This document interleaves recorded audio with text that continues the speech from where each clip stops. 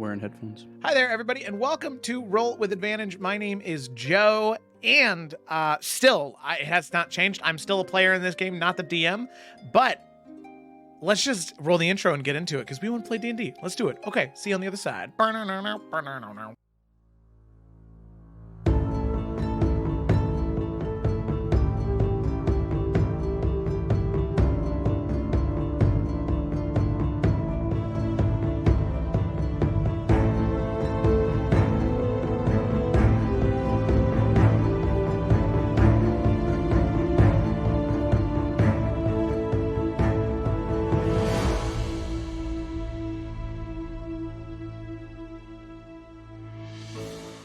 All right, and we are back. So with that, I will say that before we dive into it, origami hickey. Just as a heads up, Ryan and Kayla both are going to be a little late today. They got things going on, but they will be here within, hopefully, an hour. So yeah, we'll see them then. John, is there anything you'd like to add? I don't know where you're at in the overlay. You're down here. There's just a couple things. I just want to say hi. It's a new week. Session 14, I believe, is where we're at. I didn't try to say it this time because I always fuck it up, so... It's okay. Before we get into the summary, which will be by Knight, who is playing Vey, Rachel, have the makeup. What that makeup do? What is the look? I do that makeup. All right, so today I didn't do any last week just because we had Battle Royale. We did have a battle royale. Everyone was kicking each other's ass. It was fun. Yes, Basil did die. Kind of knew she was going to, but whatever. This week I am doing Ryan. So you get I tried to do a little sharp eyeliner for the swords and then the cherry blossoms. Oh yeah. It's a very quick. Okay. I love Very it. quick thing. So next week will be Gideon, and then I think we'll be at the end of the rotation. Ooh. All right. So we'll start back up again. Oh, You that's should do a vampire look after that. I should. I thought about doing it last time, but I was like, but what if they're not vampires? I don't want to look stupid, and then they were. Aw, come on. You know. Sometimes these things just play out. Sometimes you just gotta I take know. risks. But with all of that, let's just jump into this game. Knight, as Yes. well. Vey, would you like to do the summary, please? Yes, I can. Also, it is session 13, not 14. We skipped last week with the thing, and the last one was session. Wasn't it 12? Wasn't I 12? Yes. So this one would be 13, right? Yep. Sorry. No, you're fine. I just wanted to be right. I just wanted to be right. And you All right. are. And I am. Okay. I forgot we have to do these in character. I'm not an actor. This is hard. Joe, put me into your MT program. This is what it is. I'll sing it. Do it. So anyway, it was the 28th of Flame. So the hosts were vampires, unsurprising after the last discovery, disappointing nonetheless. The siblings from Hell decided it was a good idea to try to trap the party in the basement and sick Ophelia upon us. It was not an easy fight by any means, but we managed to succeed, though it seems some members of the group were more disconcerted than others. However, the discovery of poison laced into the wine, as well as a delightful amount of vampire's blood, expedited our process of trying to get back to the ball. Obviously, there was a nefarious plot to turn the more high-ranking members of society into vampiric spawn, or maybe just kill them, who can say. Basil and I made our way into the rooms of the siblings, while Gideon and the others tried to blow down the door with cannon fire. We discovered a two-way mirror with a decidedly creepy man. Andy! She's rattling a plastic bag behind me, and it is the most distracting thing.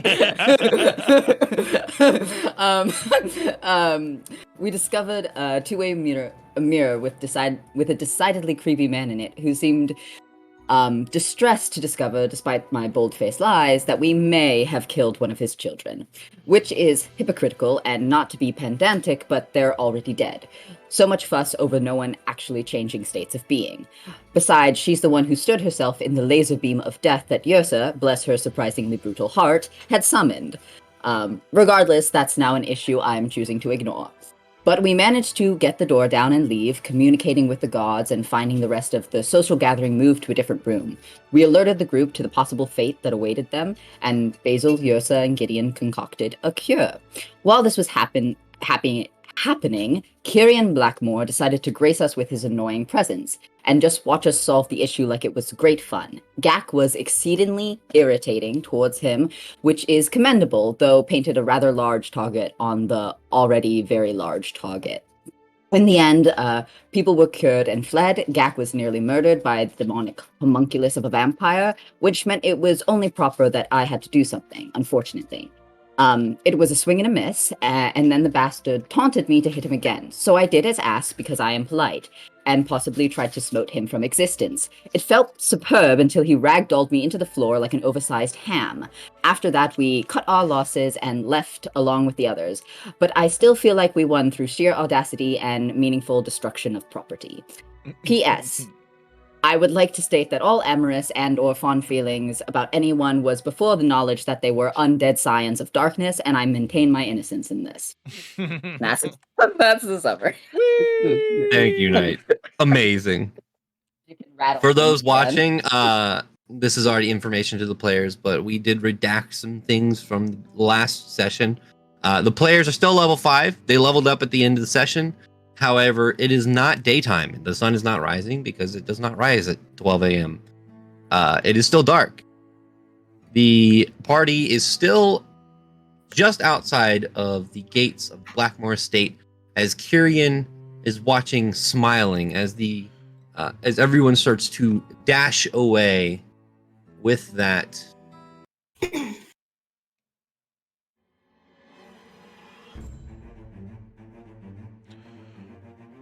As you all are dashing out of the gates, as Kyrian behind you laughing, just kind of leaning up against the doorway, you all feel this vigor go through your bodies as you level up. However, behind you and in front of you are all of the party members from the ball, all of the nobles that attended, and the people that you saved, along with some of the guards that are rushing through.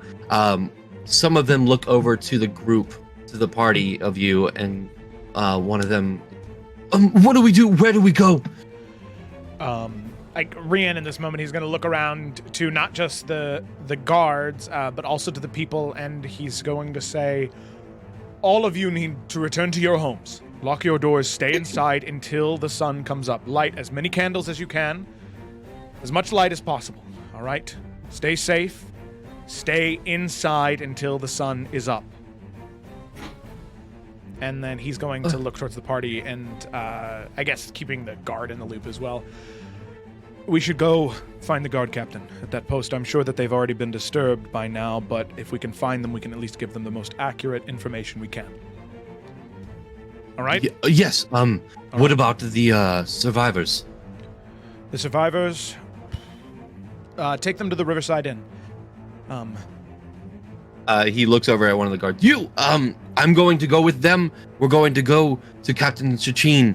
You take them and go to, where did you say? Riverside Inn here. And Riverside Inn. Rian's going to pull out 10 gold and hand it to the one guard that's going to take them. Make sure that they get food, water, and rooms, all right? Got it. Let's go. And they start heading off to the Riverside Inn. The nobles, luckily the Elder Junes were not there, so no one has to double back towards That's good. where the Blackmore estate is. However, you all are running from section right here. You can see that multiple people are kind of looking at you as you pass, kind of whispering, like, why are they running? And there's this weird state going on in the town currently, as there's panic amongst your party and amongst the people that were there, but completely normal everywhere else as you run through. At this moment, you all are just going straight to the captain. Yeah, I would say that Yeah. Rian would probably be, if people were like, oh, what's going on? Like peeking out and be like, just stay inside. Stay inside. Just trying to like speak with enough authority that they don't question, like walking next to a guard, hopefully that's enough. Make an intimidation check. All right. You got it, bud. Intimidation. Dude, I got advantage on that. Oh my god. I also have a question. What was? Is my impression of Nick Kroll from Big Mouth. Okay, that's a 2. And then that's a 17, which is a 17 with my modifier. Yeah, the ones that you look at and like tell them to go back inside, they gather their things and go back into their houses. Darn tootin'. All They right. look perturbed. They look confused. They don't really know why, but they took your word for it. Yeah, I got a big ass hat on right now. What are they gonna say? No? Exactly. Oh, Gak, what were you gonna say? Yeah, when we run past the Omnipharmacon, I don't know if Clara lives there or not. Do I see any sign of anybody there, or is she sticking her head There. out trying to see what's going on? There is a closed sign on the front. Okay. I know some people like live at their shop. Right. Okay. Gak wants to look because he knows that's on the vampire side of the river. All right. With that, you all look behind you once again. Tyrion is no longer at the door. He's at the gate of the estate. He's walking very slowly, Oh, I fucking hate. but he's this, man. very far away at this point. Mhm. So you all get across Blades Crossing Bridge and get to the town center where the guard captain's quarters are. You can see there are 2 guards outside. One of them is on a chair, kind of resting his spear across his chest, and you can hear. And you see one of the guards see the rest of you come. Wake up! And he like nudges the other one. Who goes there? Oh my god. Many of the wealthy and elite of the city were attacked by the Blackmoors. Attempted poisoning. Luckily, we were able to save them, but in order to make sure this town stays as safe as possible, we'd like to speak with the guard captain immediately. If you don't believe us, ask points to guard next to me. What they are saying is true. Get the captain now. Okay. Just come with us. Okay, and Rand's gonna lean next to Vey and be like, "All right, you take it from here." They serious. Oh, fine. Listen, Yeah. If I don't have to sustain conversation, I'm fine. But the minute it goes on for longer than a couple of minutes, Oh, done it. fine. As you are led down the hallway, the guard stops. Shit. The captain's not here. She's at her house. Oh, Okay, Well, bring her here. who's second in command right now? Me. oh Fucking my Christ. god. Okay, well, maybe you should. Let's go together. Let's go wake her up. The guard that's next to you, you can see that he looks a little newer. He's like, we don't have time for this. We need to get to the captain now.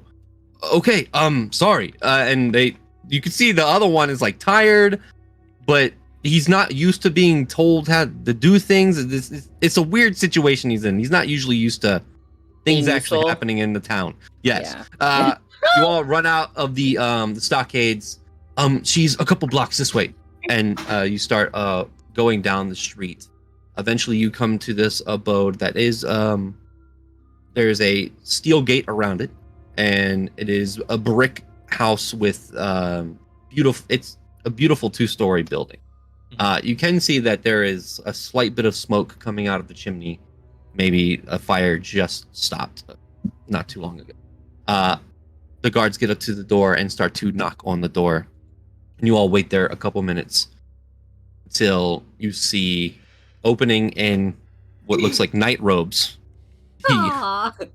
Blue dragonborn Man, you guys saying that? Me up. Shatrine. What is it? Oh, not you again. Oh my god. Vay opens his mouth, she says that, and then Vay's just like, oh, well, there's an emergency. The majority of the upper class society was tried to be murdered tonight by poisoning, and we're running from that situation right now. Also, vampires are loose in your town. And on its way to your town center. Right. Yes. Make a persuasion check. Like, yeah, I'm gonna wake this lady up and lie to her? Alright, what's my fucking persuasion? Alright. Okay. Help me. What's 9 plus 7, guys? 16? Thank you. 16.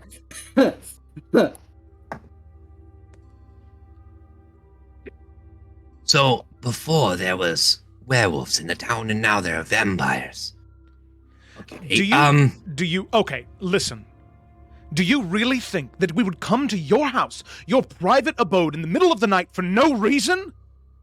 If you don't believe us, maybe believe the guards or half the nobles that were attempted to be poisoned at this party. What is your issue?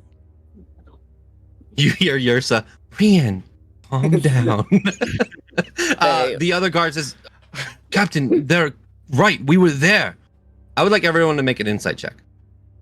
Oh, give me a reason. Give me a reason, John. Okay, insight. I have advantage on this too? What the fuck? Oh my god. 15 for me. Is this part of the stone rune? I don't want to cheat, but is this... I have advantage on insight checks. Dude, sick. Okay, I got +6 to insight too. Dude, fucking yeah, man. I'm so happy. 25. Oh, fuck you, man. That's fucking brutal. It's 25. Oh, damn, me and Basil are like... What'd you get, Knight? 15. Okay. Anyone who rolled over a 18 would be able to see, not only is... Well, Shatrine is acting the same she was a couple days ago. She is kind of putting off everything you all are saying and not being direct. You can tell that the guards next to you are not used to this behavior from her and are a little suspicious as well. Those who rolled over an 18 can see the golden of her eyes has a very, very faint shimmer of purple. She's charmed! She's charmed! I'm not saying you're wrong, but you're from a party where you're drinking all night, and then you come to my abode saying there's vampires everywhere. Yet your guards are here and you're acting shockingly cavalier. We're also at the party. Kayla's not here, but when Rian grabs his hilt, like he's like, I'm ready to fucking... And Yrsa puts her hand on...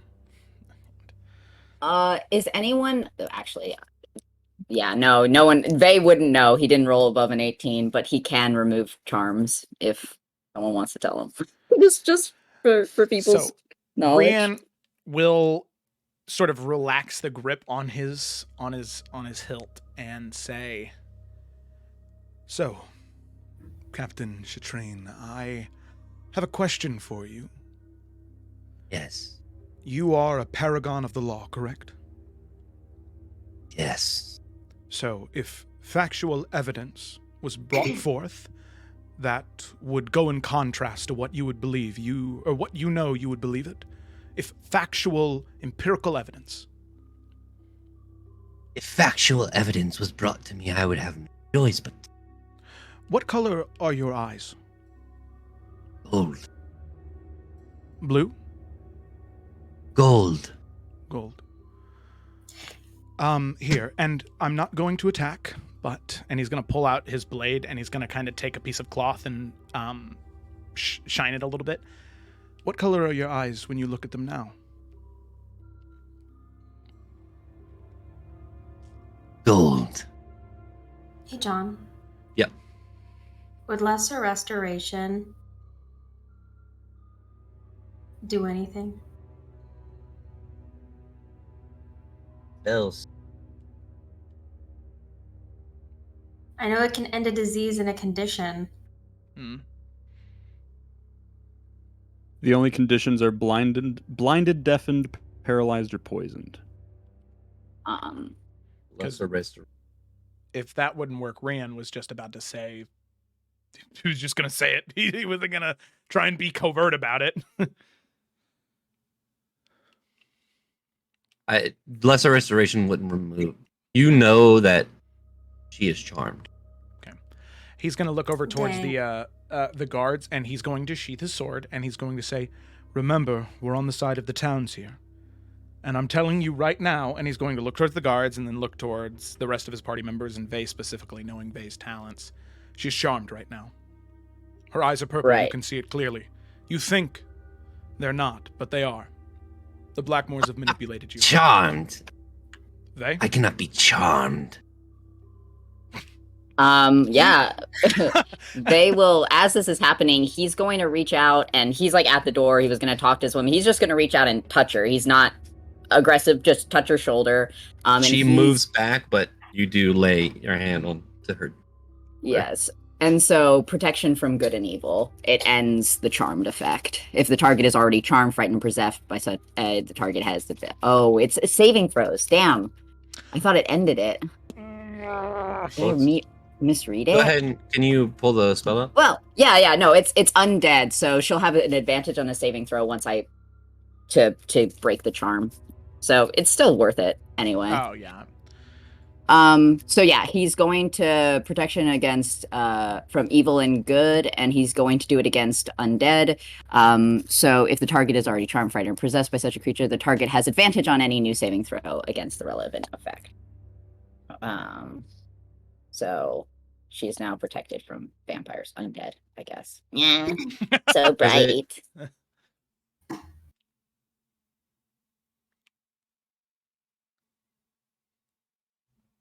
Oh. Look up something. Oh. Oh no. Let me see.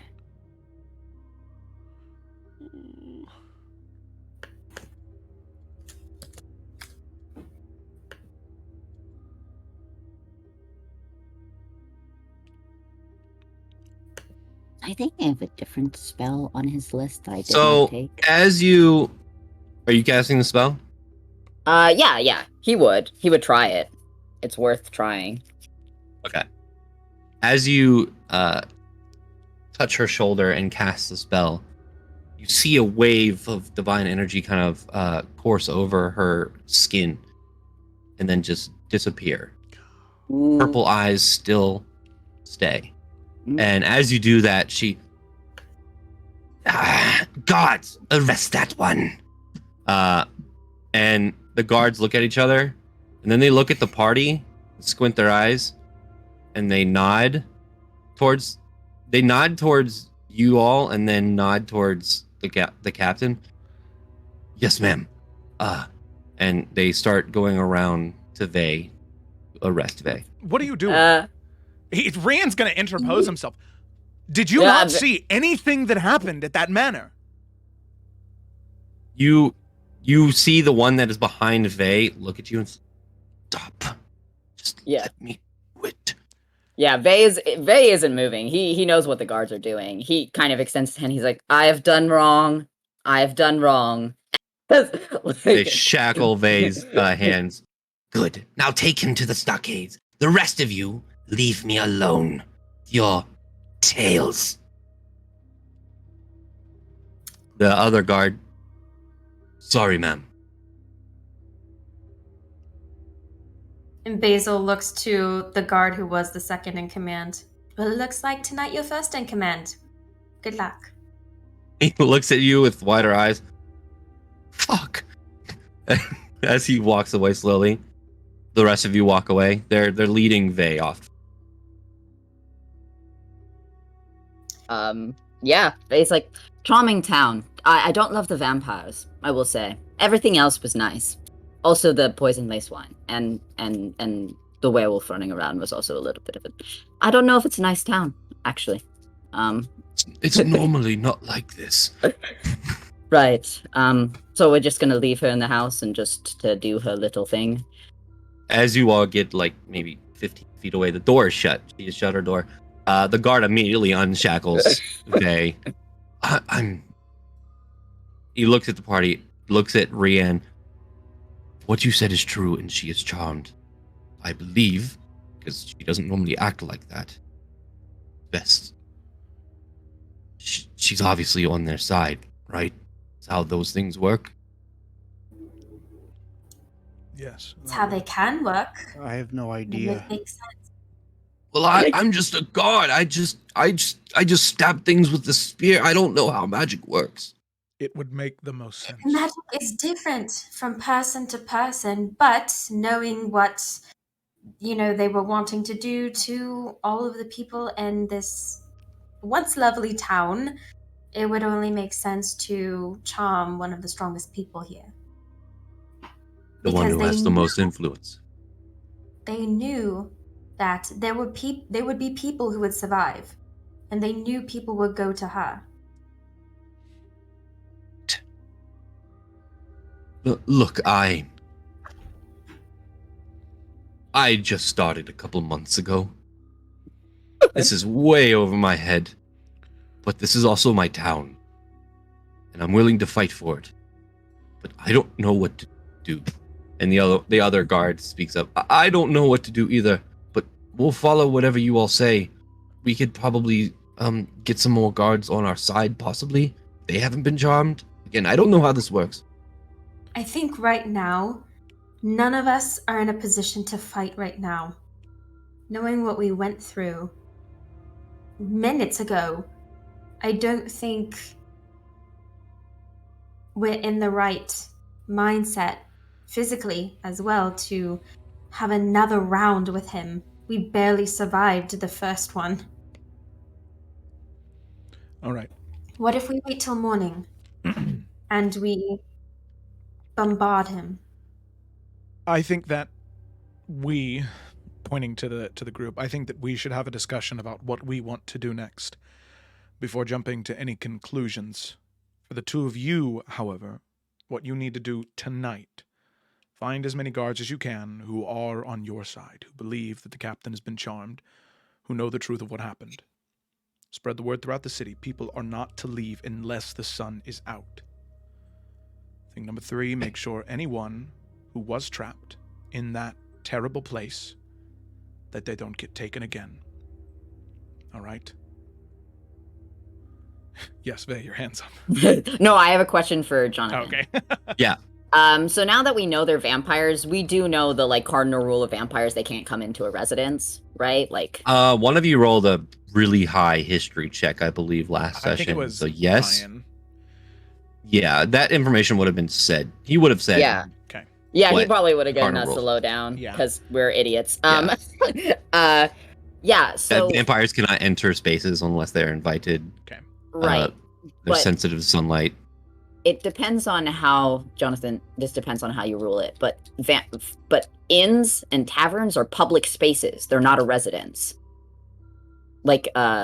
So technically people staying at an inn or like a hall or something like that, since it's not an abode of someone who lives there, there's no unless maybe the innkeeper counts because they live there, but is it only the innkeeper's room that's protected? It came up when we These were fighting are, vampires last time. These are all things that currently wouldn't know. Right. All right. So could it just be like, if it's not your house that you bought, you can't go in?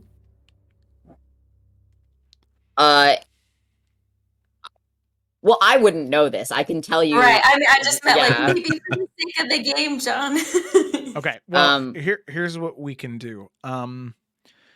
Also, sorry, running water. There's a river, right? flood the Vampires. town. Well, vampires can't cross. They can't cross running water. So, but we might not know that. I don't know if that's a cardinal rule. Vampires are some of the best known monsters in the entire world, in our world, but in D&D maybe not so much. But so I'm I guess I'm trying to figure out what's metagaming because I know about vampires and what's not to suggest routes and options that we could do. I will say the basic things that that Gideon would have known from the role that he did last session, and I can tell you that's not metagaming because my vampires aren't exactly the same as everywhere. Running water does hurt them. They can cross it as long as there's something to cross over with. Like, they can't go through running water, but they can use a bridge. You don't know about the inn thing. That's something you'll have to figure out, but you do know... Church! Sorry. You want to take me to church? You want to go to church? No, I just... Because there has to be a church in this town. It's a huge town, and churches universally protect you from fiends, undead, everything. They're just universal. It's not like a vampire thing. It's just like, that churches are hallowed ground, right? There's one that one of you have already been to. Right. Okay, church. We take It's the people... hella far away. And they have water there too because Basil was soaking wet when she came back. So that'd be but where the It's cemetery a is, really right? far away place. It was a couple hours, or I think it was like an hour from the checkpoint. Is what I said. Is there only one church in this town? Shit. But like, there's so many gods. That's at least like the only one we know of. There's There might one. be There's another one cemetery, One which is the one you cemetery. know of. Right. Church that you know. Vey, being a paladin, would think church. Like, that would be something he would definitely think of. He might. The guards are still there, right? So he could turn and ask. I mean, like, they're from the town, right? Yeah. So Vey would turn and just like, churches in your town, hallowed ground, places of safety. Well, the Temple of the Raven Queen also acts as the cemetery. Town is a church. That one. All of the families have their own sort of thing inside. There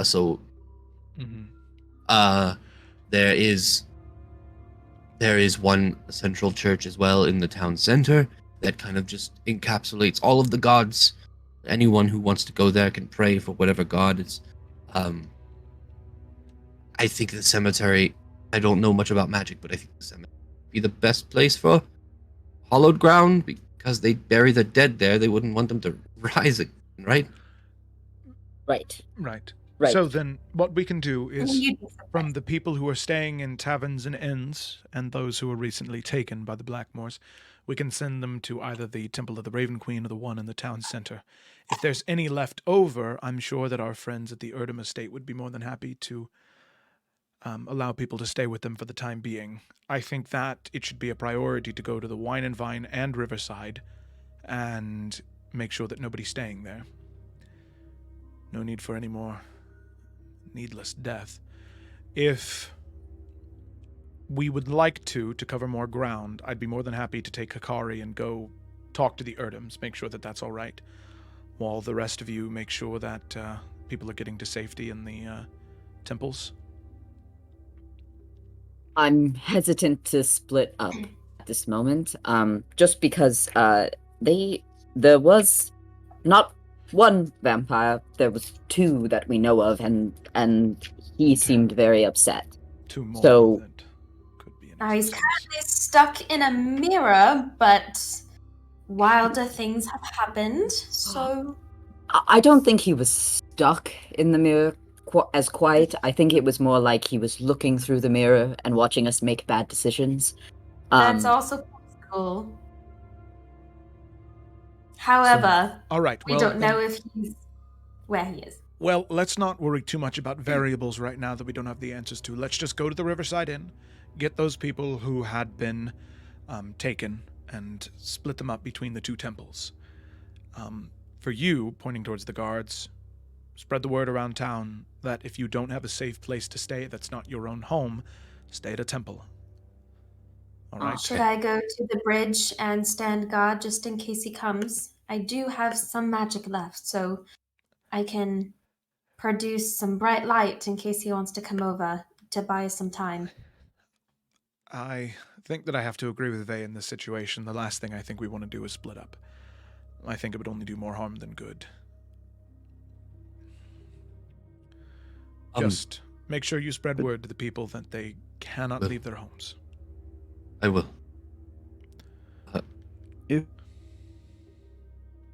Sorry, my Discord's lagging if Same. people try to speak at the same time. Go ahead. Oh. If we don't split up, we're kind of putting the entire town in between us and the vampire. I don't know how we're going to protect him if we're all super far away. Well, because of the way that at least as far as Gideon here understands, as long as they're staying in their home, they don't need to be protected. The only people that need to be protected are those that are outside. So if the only people that are outside are the ones that we're moving from the riverside into the temples, then having us all together is the best thing we can do. Yeah, well, the Riverside Inn's right there at the bridge. I don't want to be that person, but we've been kind of talking a lot, and exactly. The vampire guy was actively walking in this direction. Yes, so we should go to the Riverside Inn now, stay together, and get these people to safety. That's what we're doing. And Ryan's just going to start walking then. By the way, if anything goes south, my name's Vito. Vito. Oh, I like Vito. The other one speaks up and says, my name's Raloran. Raloran. Man, if something happens to them, I'll be upset. May the gods be with you. And also with you. And with your spirit. They start heading off and start to try and tell as many people as they can that might be vulnerable to the vampires to stay indoors or move to where they need to. You all get to Riverside Inn. And as you are getting to the tavern, which is where you're going, correct? Yeah. Okay. As you are down the street about to turn to the left, go towards the Riverside Inn, you can hear echoing through the night this eerie whistle. Ugh. And you can see very slowly crossing the bridge Kyrian, as you just hear. Oh no. It's muting it. How long, like how big is the bridge? So like walking wise, how long would it realistically take him? Oh, it's a, oh, you mean like distance? Yeah. It'd probably take him, the way he's walking, like Jason, probably like 10 minutes to walk across the bridge. 10 minutes? Is he at the other side? Yeah, he's at River's End right now, walking. Okay. You can see, you can actively see people passing him too, like they're just out and about. He's not paying them any attention. He's actually, you do see him walk past a couple and he nods to them and keeps walking. So with like the knowledge that Gideon would have told us, would like bright light be like one of the things that Gideon would have let us know about vampires? There's a difference. There is bright light versus sunlight. Sunlight is what hurts vampires. Bright light they can deal with. Okay. We could push him into the river. We could push him into the river. We could try to push him into the fucking river. We can all just try to dogpile him and then just shove him into the river. And like the people around the town would just see us grabbing someone randomly off the side of the road and throwing them off a bridge. But it's for the greater good, you know? Yeah. Right. Really I wishing do have- I had holy Oh, we're water. gonna say night. No, I just wish I had holy water, but it's okay. Yeah. I was gonna say I do have telekinetic shove. So if he's 30 feet, if he is within, He's midway 30 over the feet of bridge me, currently. How Okay, far yeah. away? Probably 400 feet away. Well, if he's within 30 feet of me, I can push him 5 feet away. Rian's going into the inn to get the people out and sort of telling them that we need to get all of you to a temple. This is an open space and he could enter, but if you're in hollowed ground, he can't affect you. But we need to hurry. He's crossing the bridge right now. We need to go. Basil stays where she is, just kind of keeping a person in between the vampire and the people. Yeah. And then as soon as like You got everybody this else way, too. comes around, she'll join back in with the group. Yeah. Aw.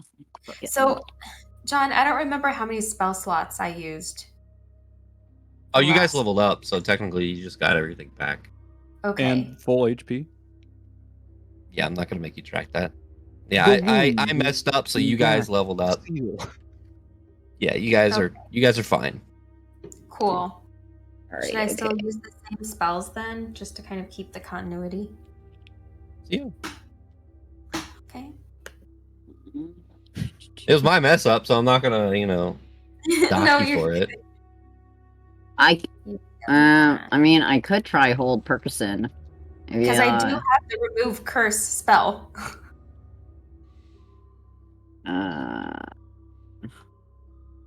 How long does hold person last? Only lasts a minute. It's for Yeah. combat. And he gets a Yeah. saving throw at the end of every one of his turns, so every 6 Yeah. seconds. So maybe it would last 12 seconds.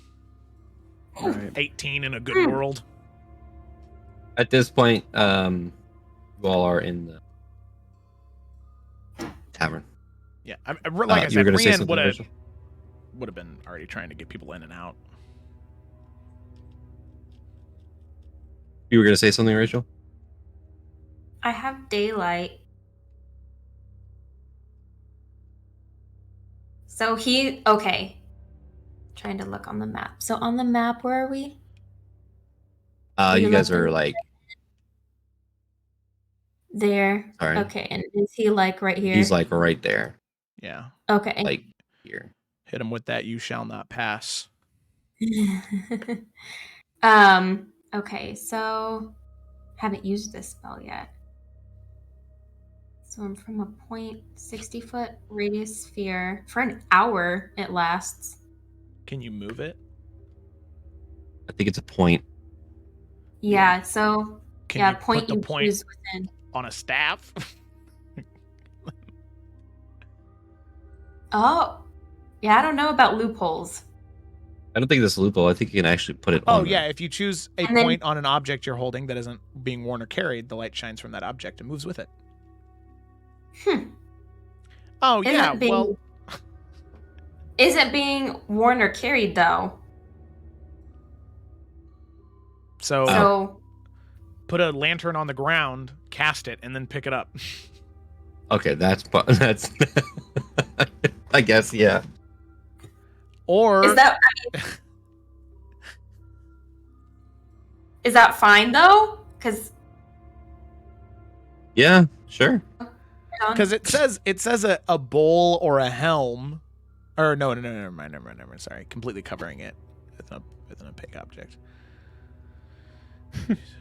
yeah, so You are holding okay. or an object you are holding or one that isn't carried. The light shines from the object.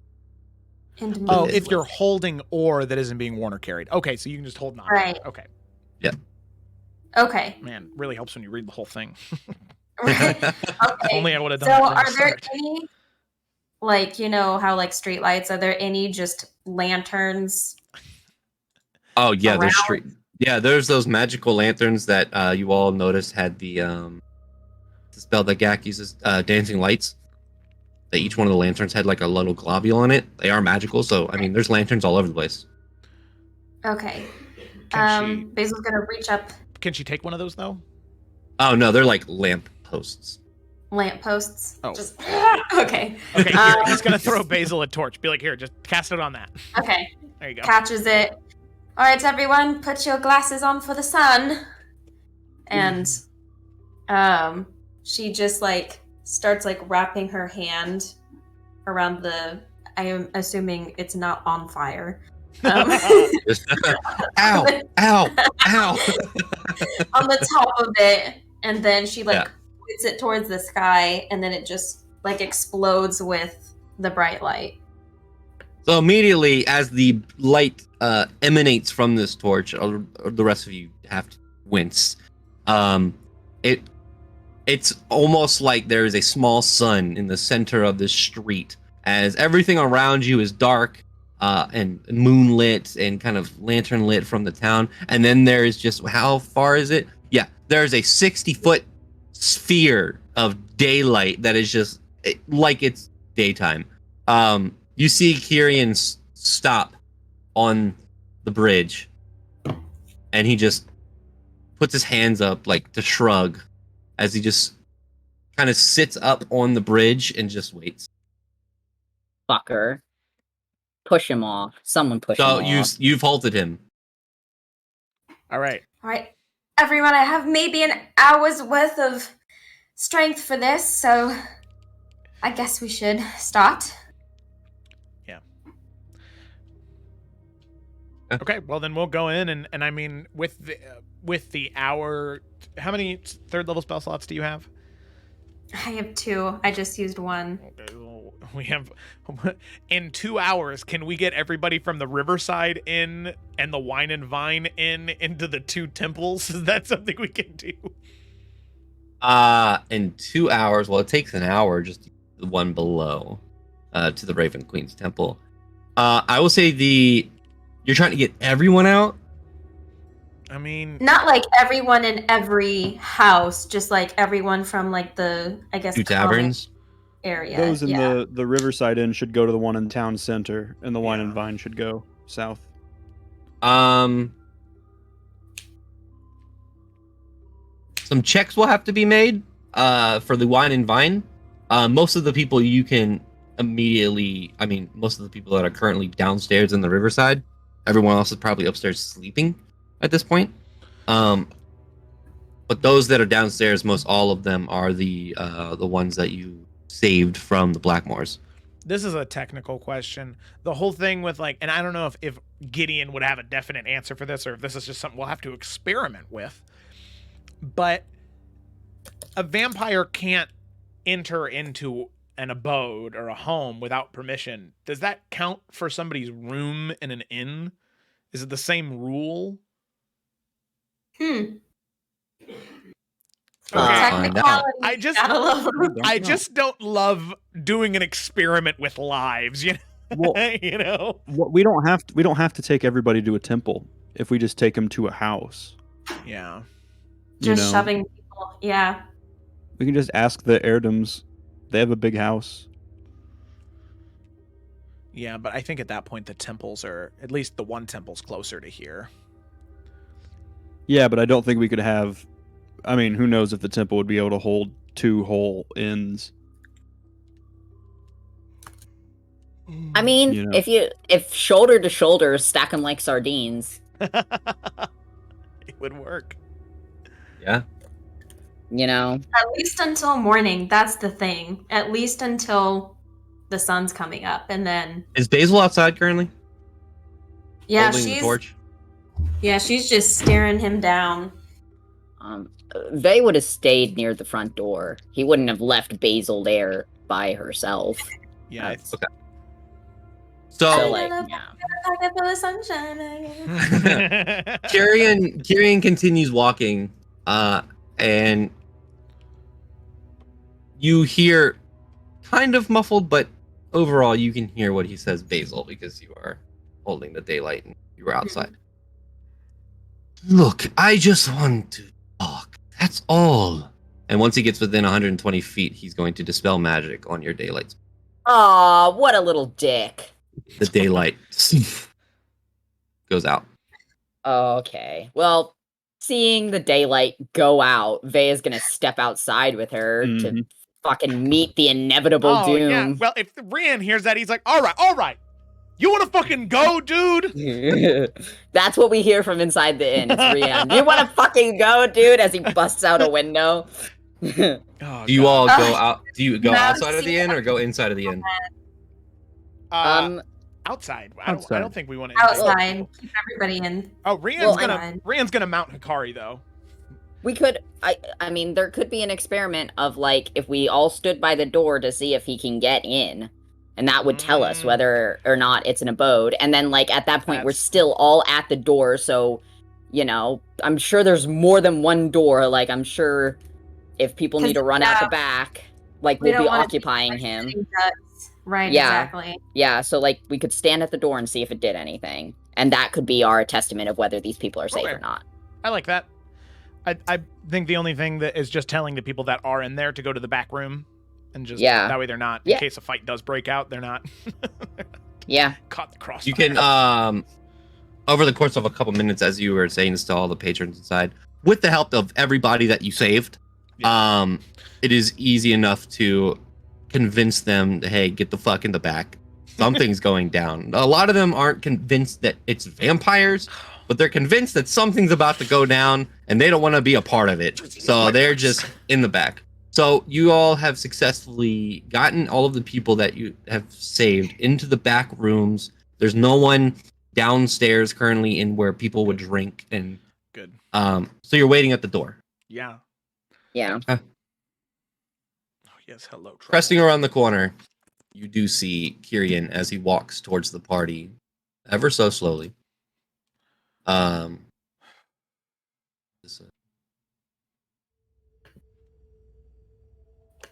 trouble. I hate this man. Good, you're supposed to.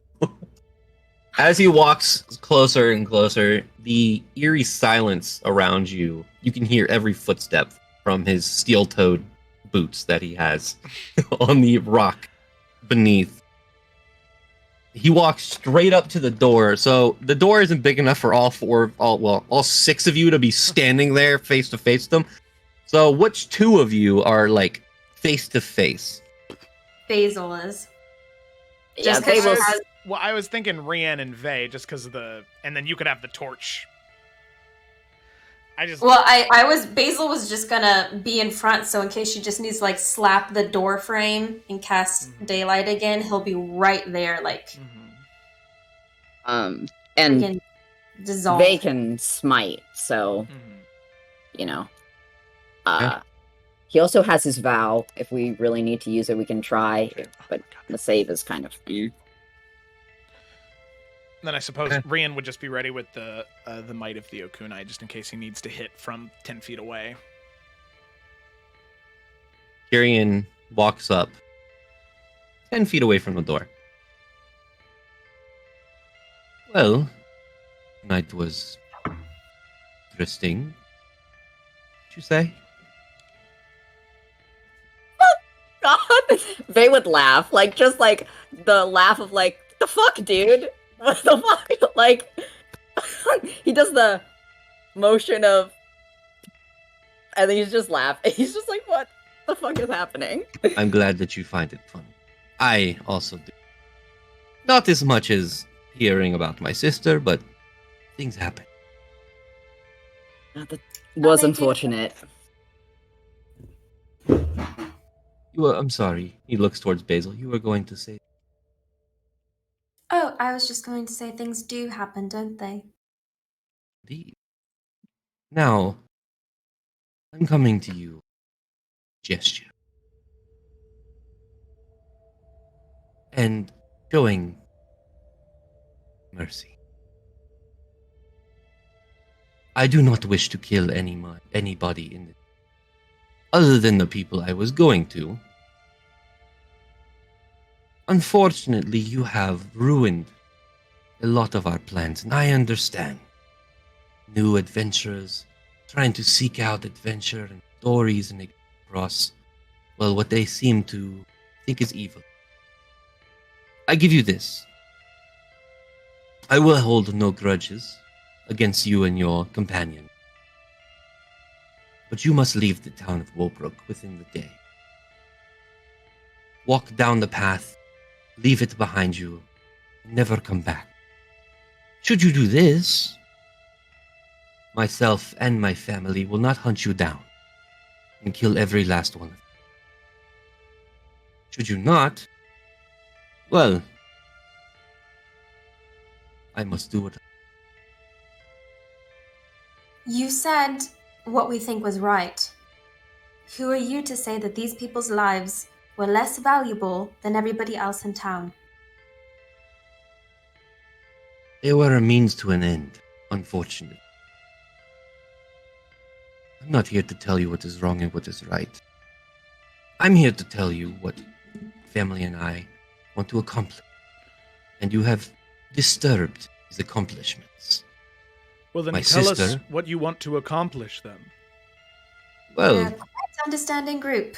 If you just talk before doing.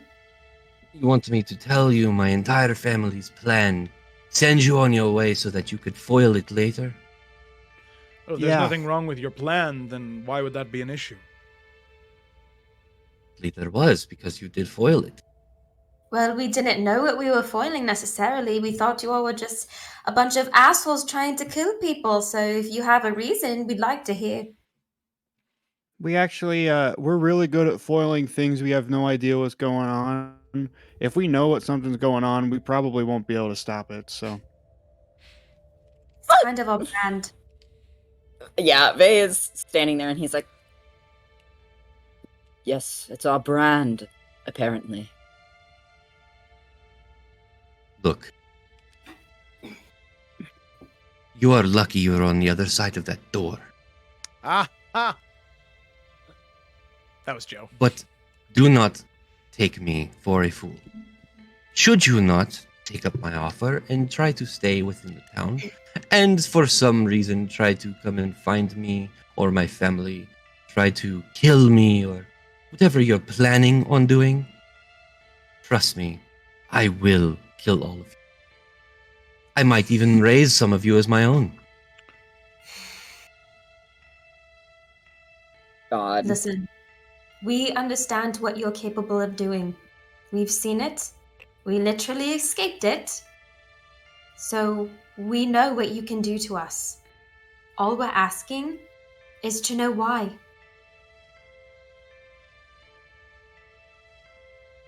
Fortunately, I cannot tell you. Mm.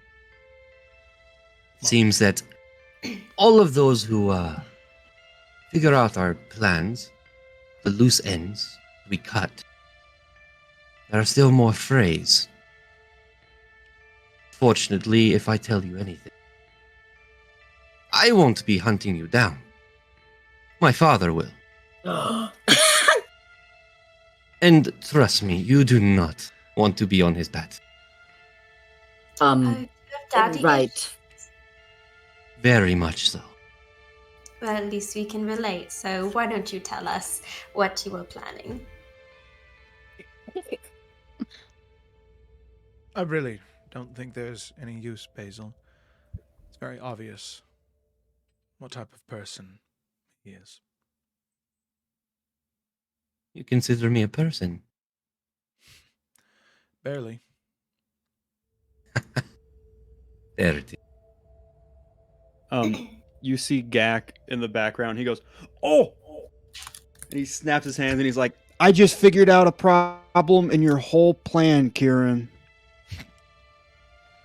And what is that, my big oaf? You said that if we leave town, you won't hunt us down. Well, good news to you. If we stay in town, you won't have to hunt us down either because we'll be here. So you're not hunting us down at all.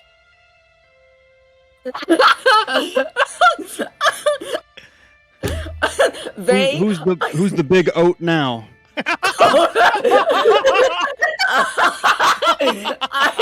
Vey makes direct eye contact with this vampire, and on his face you can see like the, you know, I'm about to step out of this door. I'm about to like it's the like. You know, I have been You heard what he said? I've been alive for close to 1,000 years, and I don't think I've ever heard something more profound yet stupid in my entire life. Well, unlife. Quite crazy because you do talk a lot. So are you deaf? Do you not hear God. yourself? I agree with Basil because I just heard you say another stupid thing because you said you've been alive for like 100 years and you are dead. You heard 1,000. him? I don't care about how long you've been dead. Listen, Gak, Basil, there's no point to any of this. I understand you're evil and I don't like you, but I am sorry, I will say. Just as a general consensus of of respectability. Yes, we're probably not going to do what you're asking of us. Being kind, moral people who don't want people to die, kind of thing. You understand? You undead need to murder people to survive. We adventurers need to, keep people alive for business. It's just conflicting ideals. I'm sorry. That is unfortunate, but I weirdly understand. I knew you would. And then Vase, kind of backing up to, he's, looking at Basil like, we should close the door. We should close the door in this guy's face. What are we going to say? One more thing. If you are planning on staying and helping the people, trying to rid them of their vampire problem, assume that's your plan. Anyone you tell about myself, my family, will immediately be in danger. So keep it to yourself. What about the whole town now? You know how people gossip in towns. All of the nobles that were there survived. I have dealings and control over some of the people that put those things into motion, so I'm not too pressed on the issue. Gossip. I would give the counter offer of you just leaving the town and not doing this, because it just seems like it's going to turn out badly. You really think you're going to take over a whole town? No one else is going to come through and be like, hey, this town is really weird. I just feel like there's a lot of flaws, and I don't know if we have enough time to go into them, but it just seems very flawed. Because we're idiots, and we figured it out, so I mean... Well, maybe I should hire all of you to help us with our plans, and I think it would be more sound. God! Oh, step out from behind that door. I like this distance more. What's the job you want us to do? Well, you'd have to be a part of the family first. Sorry, not a big family person. Yeah. I don't need your family. I already have one, and Rian's gonna slam the door. Bitch! Out of here. Yeah. They, moves to, miss his nose. You hear on the other side? Well, that was very rude. Sorry that again. Was rude. Do it. You invited how many people to a party and tried to poison them, you dick wing? You dick wing. It's like Darkwing Duck.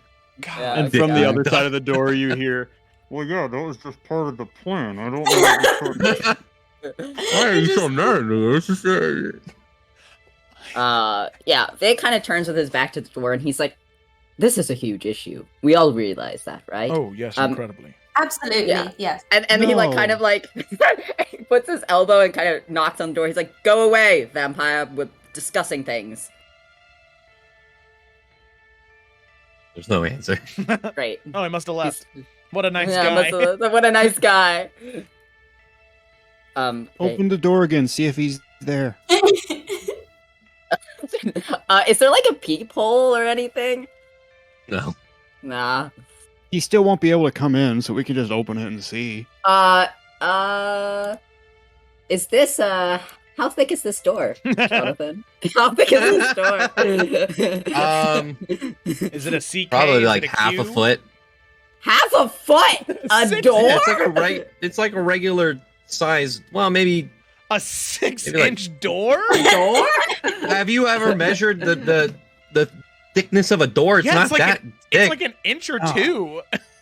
It's the standard thickness for a door is a little under 2 inches is the standard. Yeah, but this is thickness. medieval times, man. That's true. Big old That is slabs true. of fucking wood.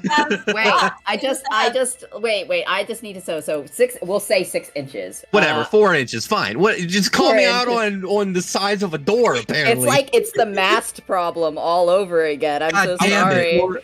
How could the door ever shut? It would be so heavy. it's a castle door. You guys didn't know you were in a castle. Oh, That's Yeah. probably Drawbridge. security. Wait. Get out of here, vampire.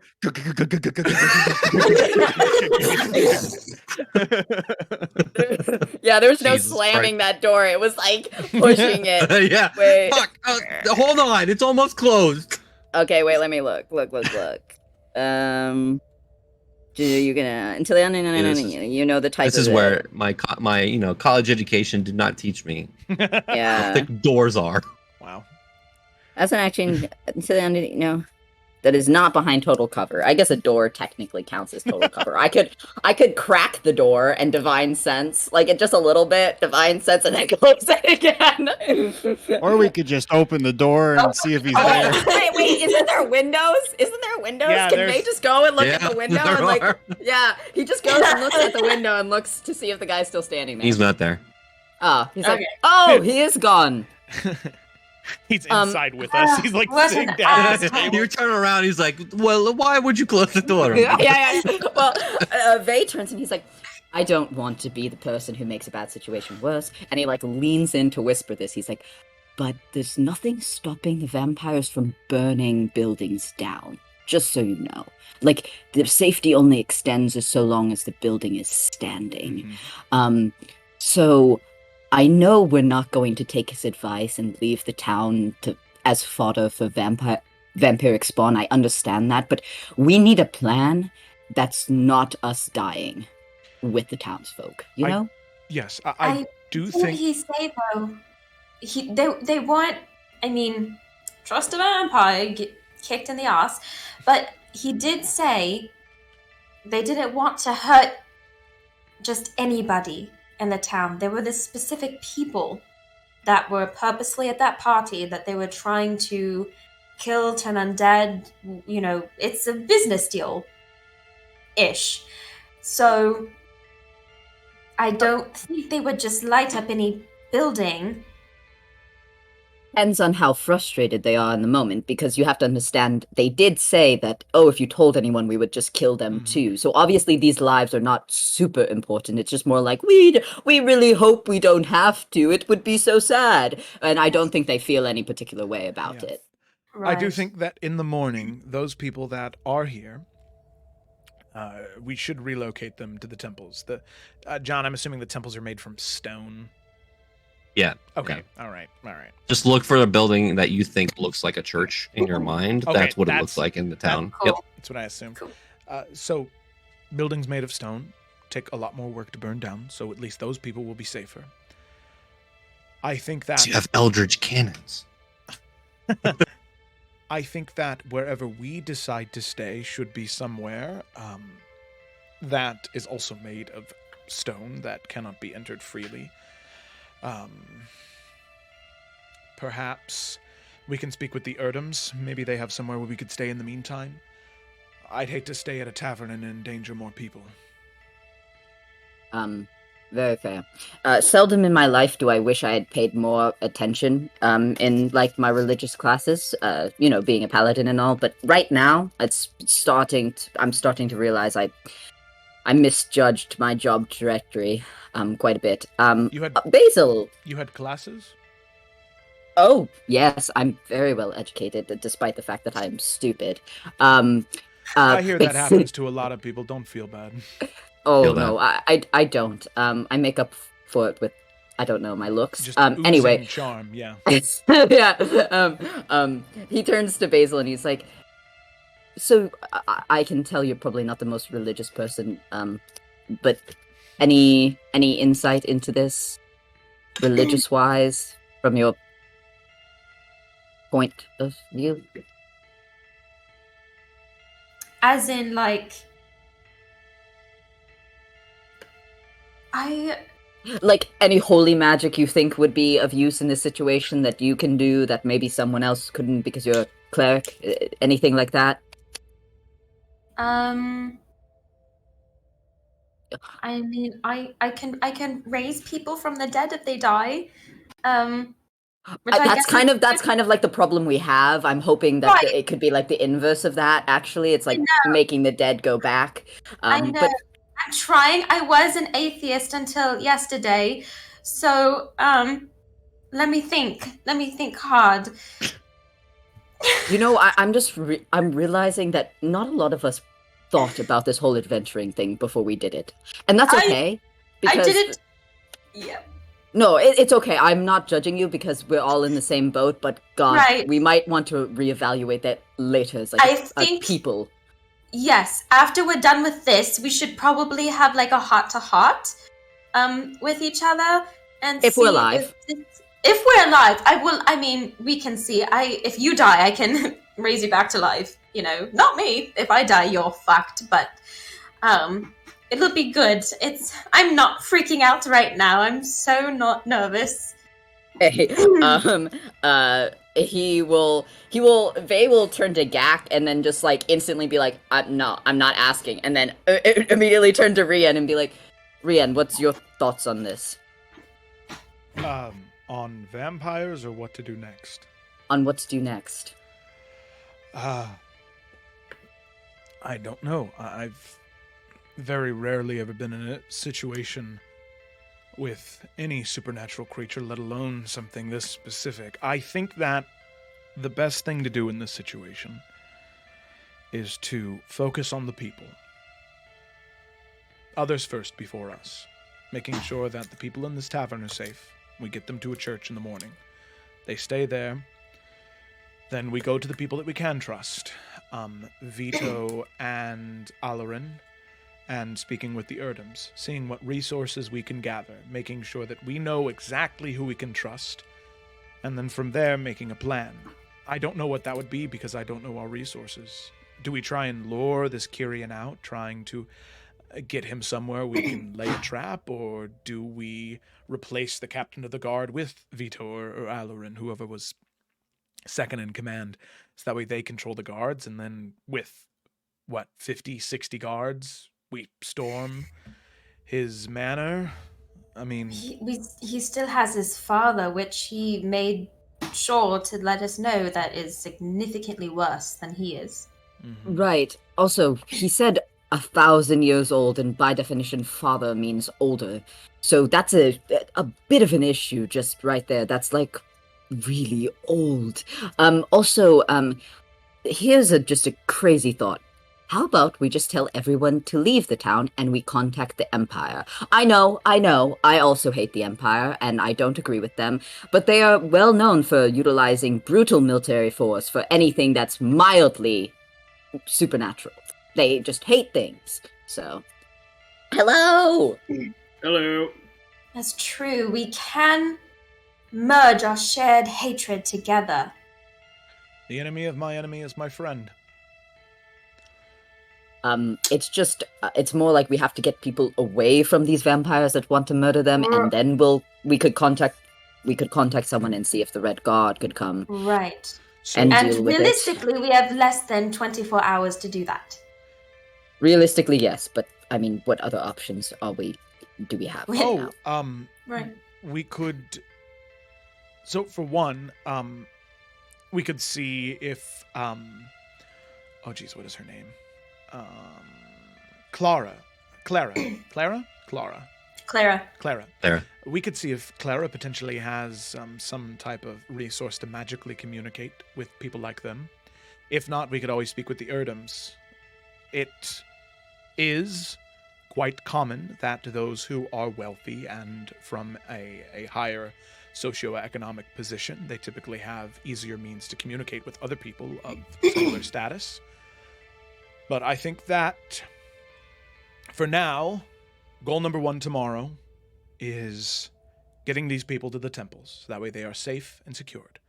I think we should also reunite Gideon with his father. Or Godric. Godric. Gideon, your father's Yes, here. Also, What the fuck did I miss? yeah, exactly. Oh yeah, your You're father coming showed in up, strong. Gideon. Jonathan, I have to go help Angie really fast. I will be back in like 5 minutes. Yeah, I was actually going to suggest we take a break. Yeah. Because it's Awesome. 10 I would o'clock. love that. Well, because I'm you're sorry. here, Ryan, they can give you the lowdown on what you've missed I've been given during break. I've been giving Ryan the play-by-play. Minus my dad showing up, I know everything. Yeah. We'll just take a quick restroom break because Yes, it is 10 o'clock, but Yes. we'll be back with more vampires.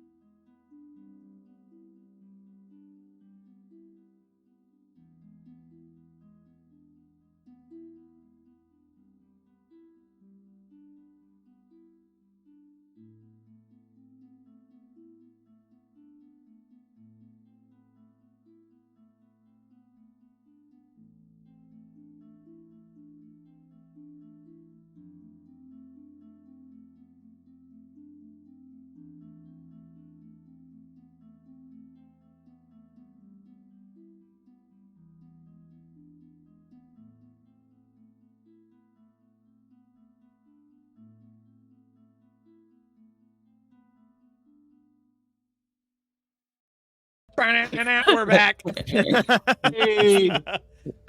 We're just gonna pick up right where we left off as Kyrian visited the party at the Riverside Tavern. They shut the door on him after a conversation of basically him telling them, leave the town and forget anything ever happened or be hunted down and killed. The party is now in the tavern in the Riverside Inn, figuring out what the hell they're gonna do. So we go back to the party. So as I was saying, I think that what we should do is in the morning, and Gideon, key in if you have anything you want to add. I just feel like you've been quiet so far. I've been really spacing out. Sorry. That's all right. It's okay. Sometimes we thank just you. disassociate. Understand. And Ursa, you can take your time. It's okay. Take your time. Thank you, Gak. What was that? A mouse? What the hell just did that? I don't fucking know. Oh, Gideon, I've never heard you curse. Okay, all right. So, just to reiterate, here's what I think we should do. In the morning, the people who are here that were captured, we take them to the temple in the town square. That's step 1 in the morning. Step 2, and maybe since it's daylight, we can split up to do this since there's no threat of Kyrian at least. Maybe Gak and a few others could go speak with Clara, see if there's any way she could magically communicate, and myself and a few others could go speak with the Erdms and see if they have any way to get word to the military, or at least higher-ups. And from there, we regroup at the temple and plan our next step from there, depending on what we find out. We are going in blind with a lot of this, but I think that's the most sensible thing to do at this time. Prioritize safety, and then we can come up with a plan afterwards. If we know what we're doing tomorrow, I don't think there's anything else we can do tonight. I feel like we should all just try to go to sleep and then be up as soon as possible tomorrow morning. I agree. We should definitely take watches, though, just in case. Maybe by the bridge. Probably not outside. Yeah, They would cut it in. It's just not outside of the inn. We want to stay inside. Like, we can look out a window. I think that's a good middle ground. But if we leave, they can eat you. And Gak, you did piss this man off. So just keep that in mind when you're leaving places, okay? Okay. I don't know if we can see much out the window. Well, enough. I sleep the least, so I can take the longest watch. I'll join you for the first part, at least. Sounds good. I'll take the second watch. Peering out into the darkness is not going to be nearly as difficult for me anymore. Oh. What's wrong with your eye? They're gray now. I feel like I'm missing something. Me too. I was like, "What?" It's just happening? it's a class feature. I enchanted. Oh, okay. I enchanted. You now see with the level up, Rian's headband that he wears to like pull his hair back, and for it has these little glowing like dark gray runes etched into it. And his eyes, which were typically like an olive color, are now this like stony gray, as he now has dark vision up to 120 feet. Oh shit! And advantage All on right. wisdom checks. Or Damn, insight all right. checks. Insight checks. Yeah. If we're doubling up, they will take watch with Rian. If not, he'll do third watch. I don't know if we're doing third watch. Are we doing third watch? I don't know. Whichever. Yeah. I only need 4 hours. If it's Oh, that's fair. So it's like 2. Yeah. if it's lit outside from all the lanterns with the dancing lights, then it shouldn't matter with dark vision, right, John? Like, is it fairly dimly lit throughout the town from what we can see? Oh, yeah. I mean, you guys are inside of the tavern, right? Yeah. So you're I just meant, taking like, if we watch were looking outside. No, just looking out the windows. Okay, yeah. It's easy to see the streets. Yeah. Yeah. I mean, there Yeah. are obviously parts of the city that Okay. are not lit and alleyways and stuff, but the main streets, yes. Yeah. Well, the quote unquote third watch, Gak will just wake up early and come down and do whatever the remaining time would be. All right. Sounds Been good. a long day, so get some rest, and Baze and I will start, I guess. Sounds good. So, are you all just taking watch inside of the tavern, like where you guys currently have been, where people kind of drink and stuff? Or are you taking watches inside of your rooms, where the watch is happening? I guess we're like the most, like the biggest view, maybe. I'd imagine Towards we'd be town. in the main area where people drink Yeah. and stuff. Just kind of Right. There's two sections you could use because the back side of the tavern is like all glass. But it's towards the river and the mayor's house, right? Right. So you could use both of the vantage points. You could walk to the back and use that to like look back there during your watch, and then come to the front and use the windows up front and around the front of the tavern to also look outside into the streets. So Okay. I will say you don't need to make perception checks. It's well lit everywhere that you would be looking. Actually, I lied. Make perception checks. All of us? Haven't grabbed my The ones who are dice on watch. yet. So Gideon and Bissell. Not amazing. First, who are on watch first time? Yep. Could have been better. That's the wrong one. It's cocked. Ooh. Yeah, that's not great. That's an 8. You all start your first watches. You all want to talk about?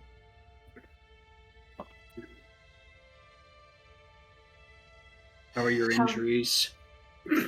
Whoops. They are all right, I guess, considering I haven't had time to really dress them, but these will make for interesting scar. So just another fun one to add to the pot. How are you after all of this? Physically, I'm quite fine. I didn't take much from the battle. My mind is distracted, though, admittedly. Understandable. I've been able to keep myself busy enough to not let that happen, but when you're on watch duty, it kind of creeps up on you anyway. I was going to talk to you and Rianne, but I'll just start with you since we're here. Mm-hmm. I wanted to offer an apology for what happened tonight. An apology? When we didn't know what was going on, I assumed that our werewolf friend was there to claim another victim like we had seen in the streets, and I was so tired of people going missing and dying, and I just wanted to stop it. And I incorrectly made the assumption that, well, I suppose I was technically right. He was there to kill Kyrian and his sister, but Yeah, they're assholes, that's fine. during the dance, I got to him, and I warned him. He knew why we were there because I said something. That's good, though. Was it? I think warning him or not, the night would have ended up bad anyway. Judging by the chain of events, I think the way you warned him and the way he sacrificed himself for us, I think that's what was supposed to happen. We were able to save everybody for at least one night. And I don't know what would have happened had you not, had it gone differently. But I'm sure he's very thankful that you told him. Sorry, this is Ryan. Ryan warned the vampire. The that vampire. Someone was there to potentially kill him and his sister. That's why Gideon feels guilty. Okay. Rewind. Okay, I was like, what are you talking about? And I was like, I was like, okay, whoops. Okay. Cool. Okay, I understand. Yeah, he now. warned... Sorry, what was the brother's name? Kieran? Kyrian.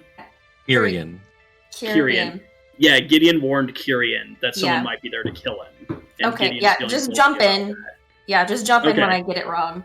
It took me a second to realize where the disconnect was. No, Okay, you're sorry, good. Go ahead. Okay. All right. Going back. I think we were all kind of at a loss at first. I mean, we had no idea that they were who they turned out to be. You thought you were doing what was right. I mean, we all were, you know. We had very little to go off of, albeit it was more than what the gods had. But at the end of the day, what we saw was a werewolf who we assumed was hurting a regular person, not, you know, someone who is in the middle of being turned into a vampire or whatever it was. It's hard to not make assumptions, I think. And as much as you try to not do that, most of our lives are filled with doing just that. So I don't fault you, because I'm sure the night would have ended just the same had you not said anything. You may be right. And I know there's no way I could have known what was really going on. Exactly. But that doesn't mean that I shouldn't acknowledge what happened, though, and take some responsibility. You being willing to forgive doesn't mean I shouldn't apologize regardless. Of course. And I completely understand that. And while I do think that you don't have to apologize in the sense that you didn't bring this down upon us, I'm sure you did what any of us were going to end up doing anyway, because we thought that they were originally in danger, you know? And it's hard being the good guys. It's because at the end of the day, you don't always know who you can trust. You don't know what is the truth or not. And unfortunately, we are not always going to be the good guys, whether it's on purpose or by accident. By accident, we warned the wrong person, but we didn't know that. So take it one day at a time. We're making amends by staying and helping out this town. And that's all we can do right now. Because who else is going to do it? Yeah. We'll think of something. Whatever it is, we'll figure it out. I think we wouldn't be where we are had you not already had that knowledge of vampires in the first place. So I think you are greatly making up for the mistake you think you made. No. Thank you. Of course. And if we don't succeed tomorrow, I'll buy you a drink in the afterlife. Won't you just be brought back again for the 5th time or whatever it is you're on? I don't know if the Raven Queen has any more lives to give me. I'm not a cat, unfortunately. That's some pretty poor timing for her to run out. Might be. But you know what? At least I died in a place that she wanted me to be in spiritually, so I'm sure that's a win for her. Well, we're smart and we've overcome obstacles before. This one's a bit bigger and more complicated than before, but it's no I Eldar. trust we will. It's no Eldar, but I trust that we'll figure it out one way or another. I'm sure we will.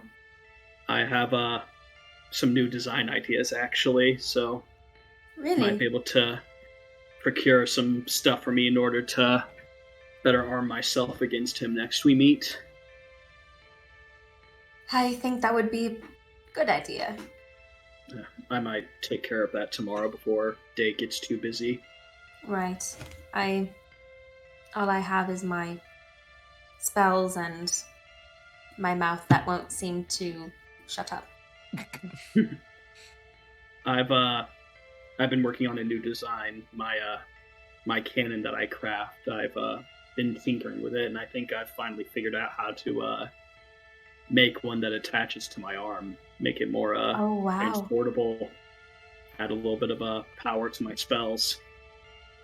That would be great. I'll need to test it though, because it'll either work or it'll blow my hand off. So I'd rather figure that out before we get into battle. Yeah, let's do that. That would not be ideal when we do need you and your expertise. I'll ask yours to be by just in case. I'm sure my math's right. Right. And at that, you see he pulls out his notebook and like checks a few pages, and then puts it away. Yeah, I think I'm sure it's right. you're smarter than you give yourself credit for, so I'm sure you did it correctly. But yes, let's test it first, just in case. Of course. Yeah, maybe I'll head out first thing in the morning just to make sure we're prepared for that. But yeah, regardless, one step at a time. That's all we can do. Indeed. Thank you, though, for apologizing. I wasn't even in my head that you needed to, but I think we all have apologizing to do for something that we thought we did and we didn't need to. So I'm sure I've said things and done things that probably deserves an apology too. Not for me, at least, for what that's worth. Well, thank you. Well, I think our turn's almost up. Should we go get whoever was on second watch? Because I don't remember who it was. Rhiannon and Vay, right? Vay, my bad. Okay. Rhiannon and Vay. Sounds good. All right. Have a good night, Gideon. You as well.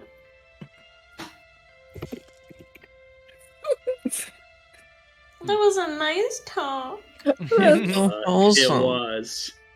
Oh, I love how Gideon comes back in and is like, "I'm sorry," and it's like, you are not the one who should be apologizing here. You can put that apology away. He felt really bad. He was like, I literally told them we were there. Like, I told them I put a target on us.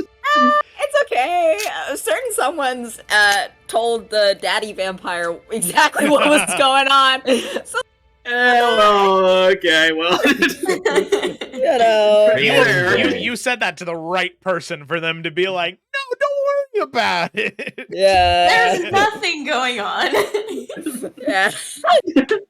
All right. So as Basil and Gideon go off, I will say that rest. When they came to wake the two of us up, Rian would have just sort of like, as they were sort of changing guard, he would have pulled said, "Excuse me, Gideon, before you had to rest, I had an idea, and I was wondering if I could run it by you real quick." Okay. So, didn't you just wake up? Why are you yawning? I'm groggy. You've never woken up. I pretty much took a long nap. Anyway, so here was my idea.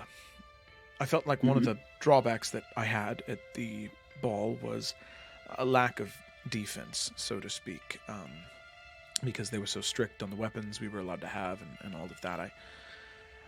I had an idea, and I don't know if it's something that you'd be capable of doing, but I figured that I would ask you.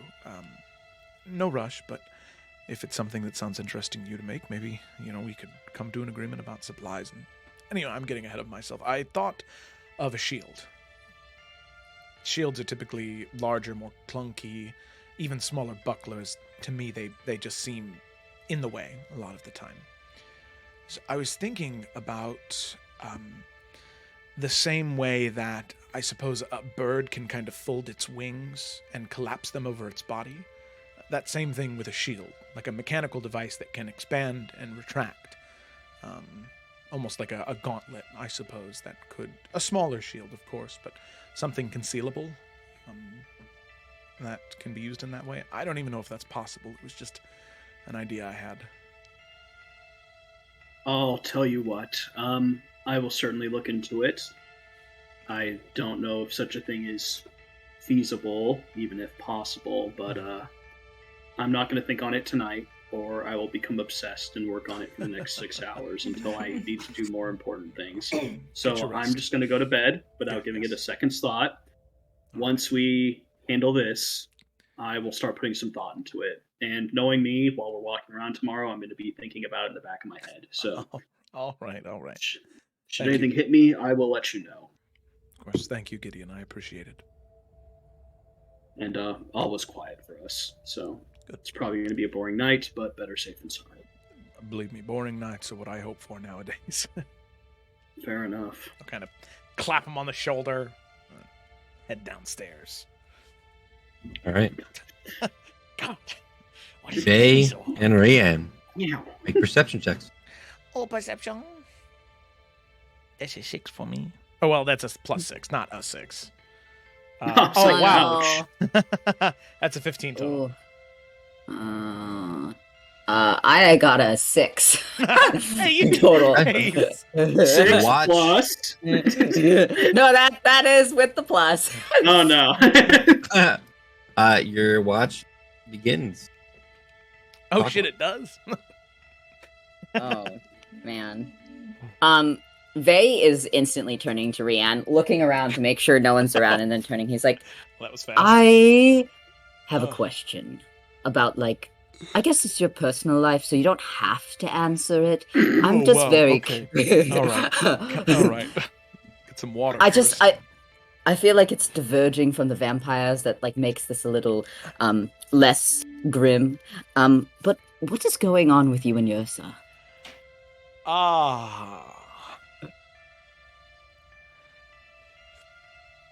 And you see him immediately sort of like freeze and wake up. You know, it's actually kind of funny. I actually had something I wanted to tell you related to the situation this evening, which is why I was glad that you decided to be on watch with me. I'd like to say, Kayla's here, by the way. Yeah, I just her walk. Yeah. So, okay. Do we take like 3 minutes so she can listen to this conversation? So she can listen in. Rianne will look down at the ground and he'll think.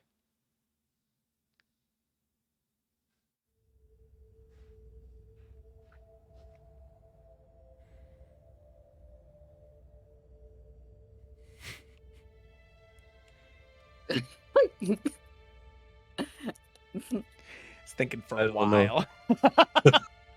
Are we waiting for? Is this like waiting for Kayla? Okay. I was like, that was the is joke. Rianne having a stroke? Is he okay? I didn't know what was happening. like Faye's sitting there and he's like, "Did I break him? Did I break him?" Oh.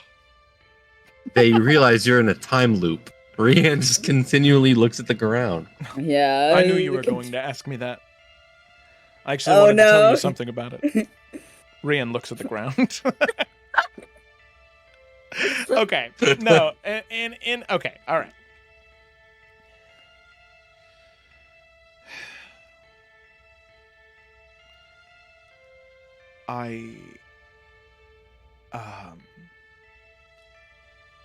So I want you to know that before we go any further, I'm not good at talking about these types of things. But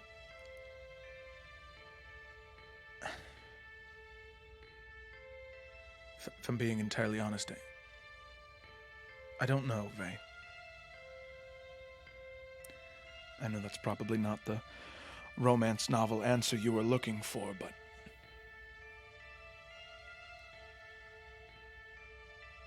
I don't think anything. I don't think. Does he look sad about that? Like, what's the general vibe? What vibe check? Do I have to roll? I'll roll. I'll have you make an insight check on that. All right, Yeah. all right. What's with the layers, onion boy? Ogres are like onions. 17. 17. Okay. It is. Oh man. Initially, you think it's like maybe apathy, like maybe he really doesn't care, but there is this like, it's almost like a festering wound, like lingering, and it's painful for him. And you get that from a 17. Yeah. He's like, you can tap out of this conversation at any point, but is that because of her or because of you?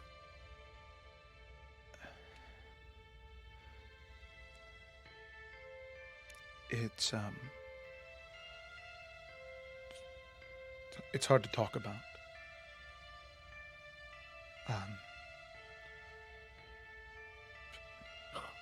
Oh! It's nothing to do with her. Yrsa has been nothing but wonderful to me. When I first met her, I was at a very dark point in my life. She taught me empathy and care and how to look at the world and see color again.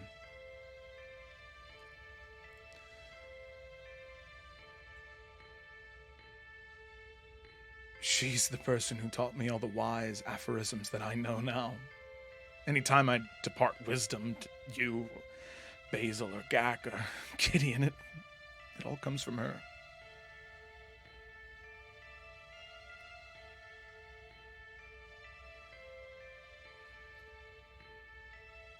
But, Faye, if I'm being entirely honest, and he'll look at you, as having been looking at the ground a lot, he'll look at you and say, I don't know what I feel. I don't know if it's anything, but it scares me.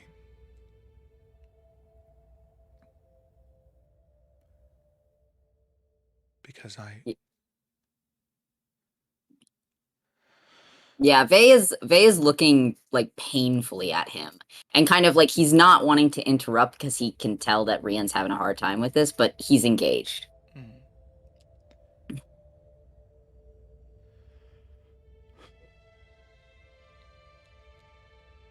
To put it as plainly as I can,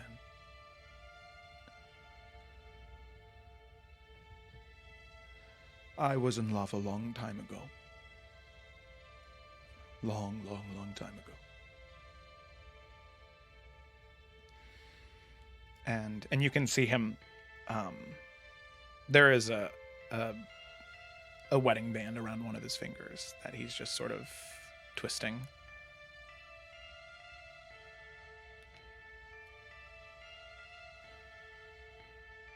And I don't know what I feel for Yrsa because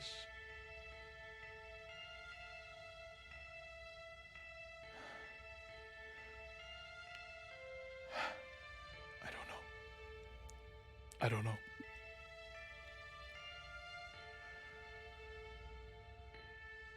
I'm so definite in everything. But this, I feel like I'm floating.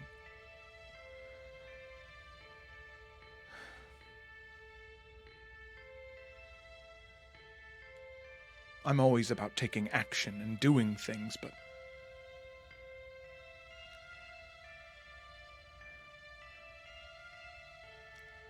I feel so afraid whenever I think about her. Or whenever I think about... And he sort of messes with his ring again. Or if I think about her. What would she think? What would she say? Where would I be if things had turned out differently?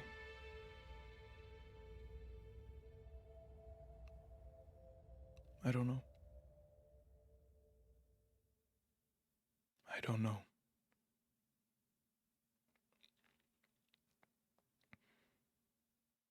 And that you can kind of see his eyes like darting back and forth on the ground as he continues to fidget with the ring, as he's just kind of talked himself into a stupor almost.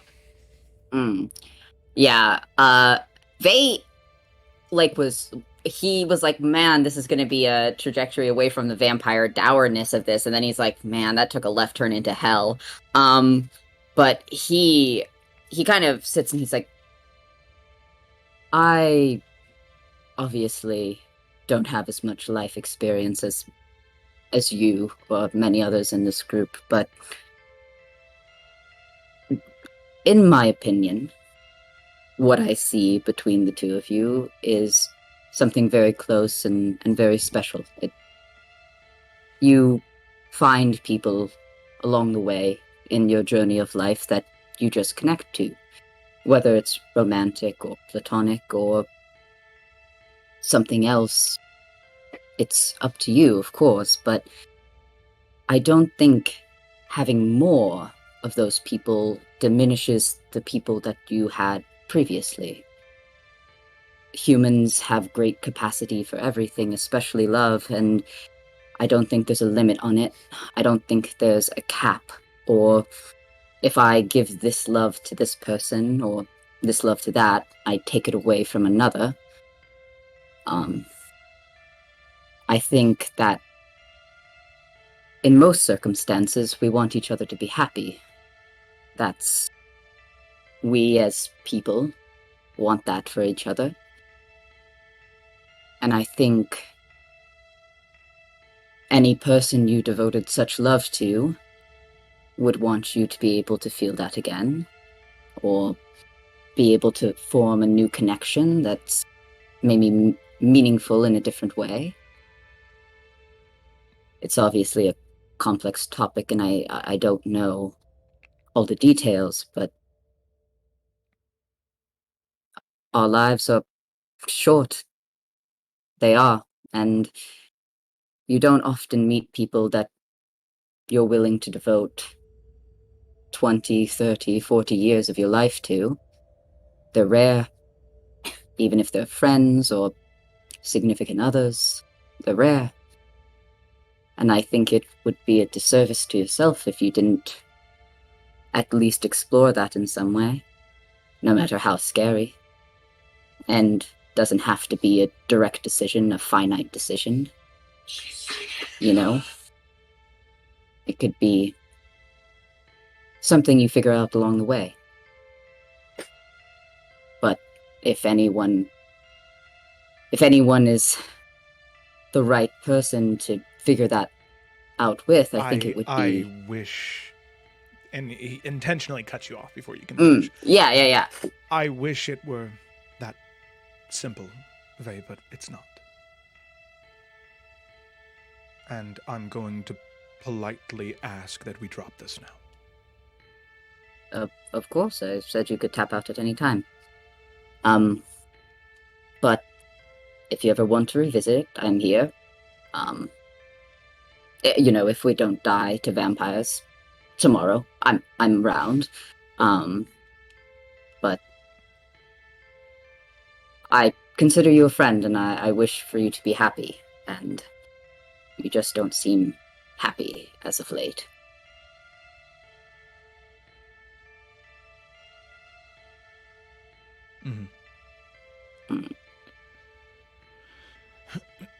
And he'll kind of lean back into his chair and peer out one of the windows. Anything else? No. That was it. I'm keeping everything else to myself because I apparently put my foot in it. So and he'll kind of give like a wry smile. He's like, I'm not great at talking to people when it's not surface level things. So you'll forgive me if that was rambling. And he kind of like pats Rihanna on the shoulder, and he's like, I'm here as a friend, and that's all that matters. Thank you. I appreciate it. And go back to peering out the window. Yeah, Vay is like, his tail is like kind of flicking back and forth like a cat who's like, I'm uncomfortable and I don't know what to do with these emotions. This man is obviously really sad. But he'll just kind of be a presence there. There are about 30 vampires outside that window. Right? Oh, well, shit. That's a downer. They all wave to you. No, just kidding. Oh, hi. Okay, so is there yeah. anything else you all want to talk about during this, or is the rest in silence? Yeah. I don't know if I can use some lay on hands for that psychic damage. Yeah. I'll say that, I think that the other watches that Vey and Rian would have taken, there was, light conversation and a little bit of levity through most of them, but Vey, you're definitely seeing a different side of Rian, where the walls are up and they are made of, like, wrought iron. Yeah, Yeah. he's getting that. And he's, and little bitch man who has no deep conversations with people is deeply uncomfortable. Especially because he never has them, and then the one time he does. Yeah, he's like, that went terribly. Never doing that again. Sticking to weird flirtation and surface level care. That's it. I'll lay on hands people when they're sad now. That's it. Just tap. Have a good day. All right. Does lesser restoration cure a broken heart? Yeah. Yeah. No, wish is the only one. Oh, God. Oh, Jesus Christ. There's like layers to that. Yeah. There's layers to that. I will say, though, sorry. I said for the rest of the night, he was fairly quiet. But right as the two of us are getting ready to wake up Gak, before we do, as we're just sort of finishing up the watch, he will stop Vey and say, I'm sorry. That was what the old me would do.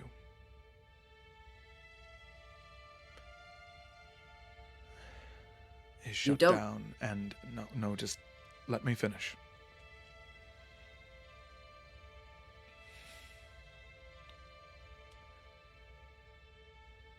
The reason I'm afraid, and the reason that I don't know what I want to do, it's a lot simpler than what I may be led on.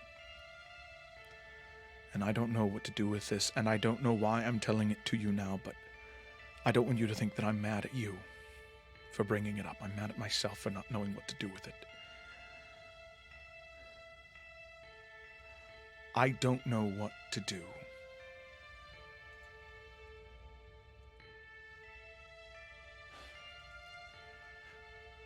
Because I feel like I don't deserve it.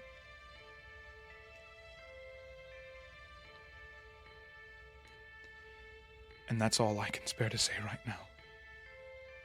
And maybe at a later date we can talk more about it, but I don't want you to think that I'm mad at you. I was honest, but I can't talk about this anymore tonight. Of course, I don't think you're mad at me. I don't like talking about certain things either. It's okay. That's what boundaries, friends, it's all right. Again, I'm here, but don't feel bad on my part. I'm fine. All right.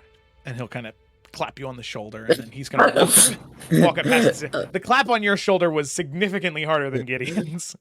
Yeah, yeah. Vey's kind of standing there, and he's like, "Ooh, that's like trauma dad in the group. It's that's a lot." Yeah. He's like, "I'm going to crawl somewhere to think about that for a while, like a cat." But yeah. So, because Kayla is here, Kayla, did you want to take watch? You're someone to take a watch with Gak? Yes. Okay. I kind of know what's happening, but I'm kind of spitballing here. But yes. It's okay. That's all D&D is spitballing. Aha, yes. So, you wake up Ursa and Gak, and Gak, give me.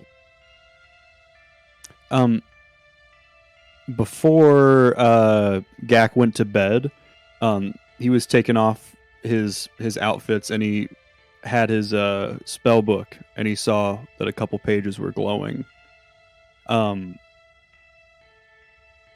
So he just kind of flipped to the pages and saw the new runes that were there. And before going to bed, he's just going to try to figure out what they do.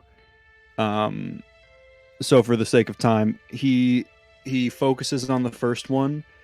And all of a sudden, his appearance just changes. It swaps straight to Kyrian.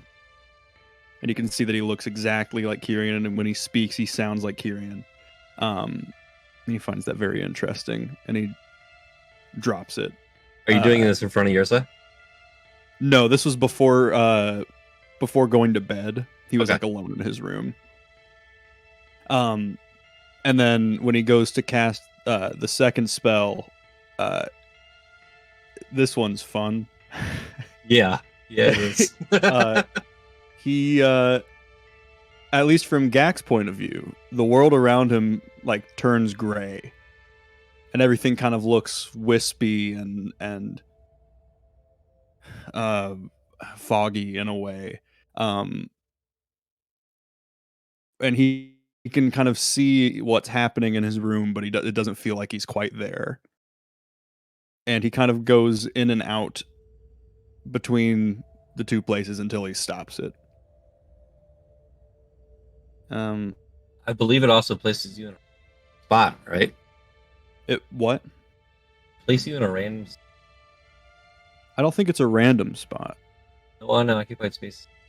Chosen at random if more than one space is equally near.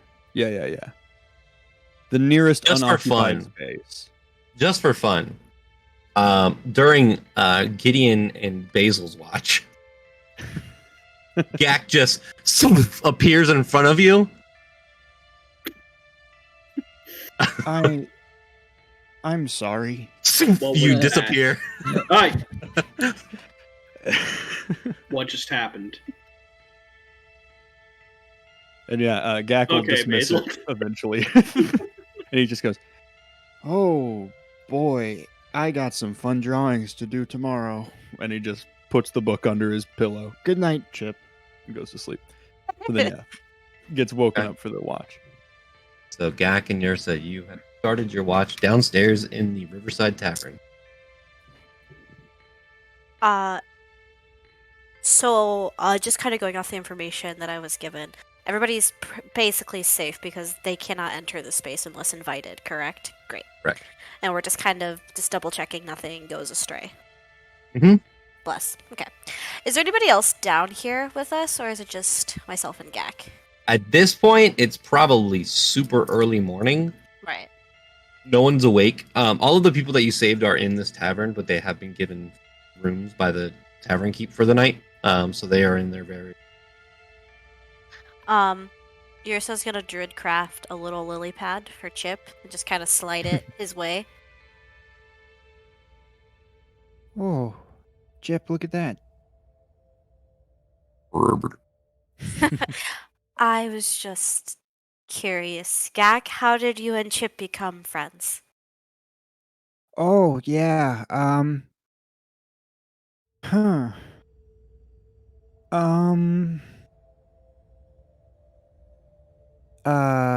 Chip, how did we become friends? Mm. Yes. That was it. I see. That is a wonderful story, Chip. Exciting. Ursa does smile genuinely. She's not trying to be sarcastic. I think Gak just assumes that Ursa can always speak to animals. Just constantly. Yeah, Ursa will give him a very light pat on the head. Chip, not Gak.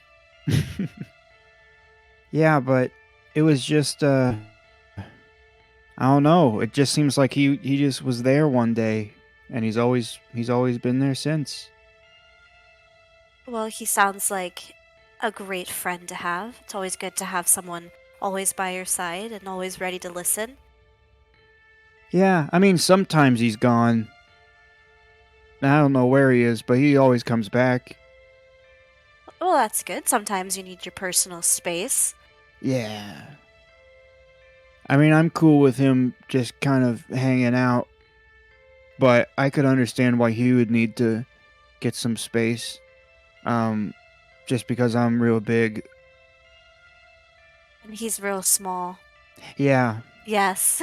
yeah. Gak, how are you feeling after everything that has happened tonight?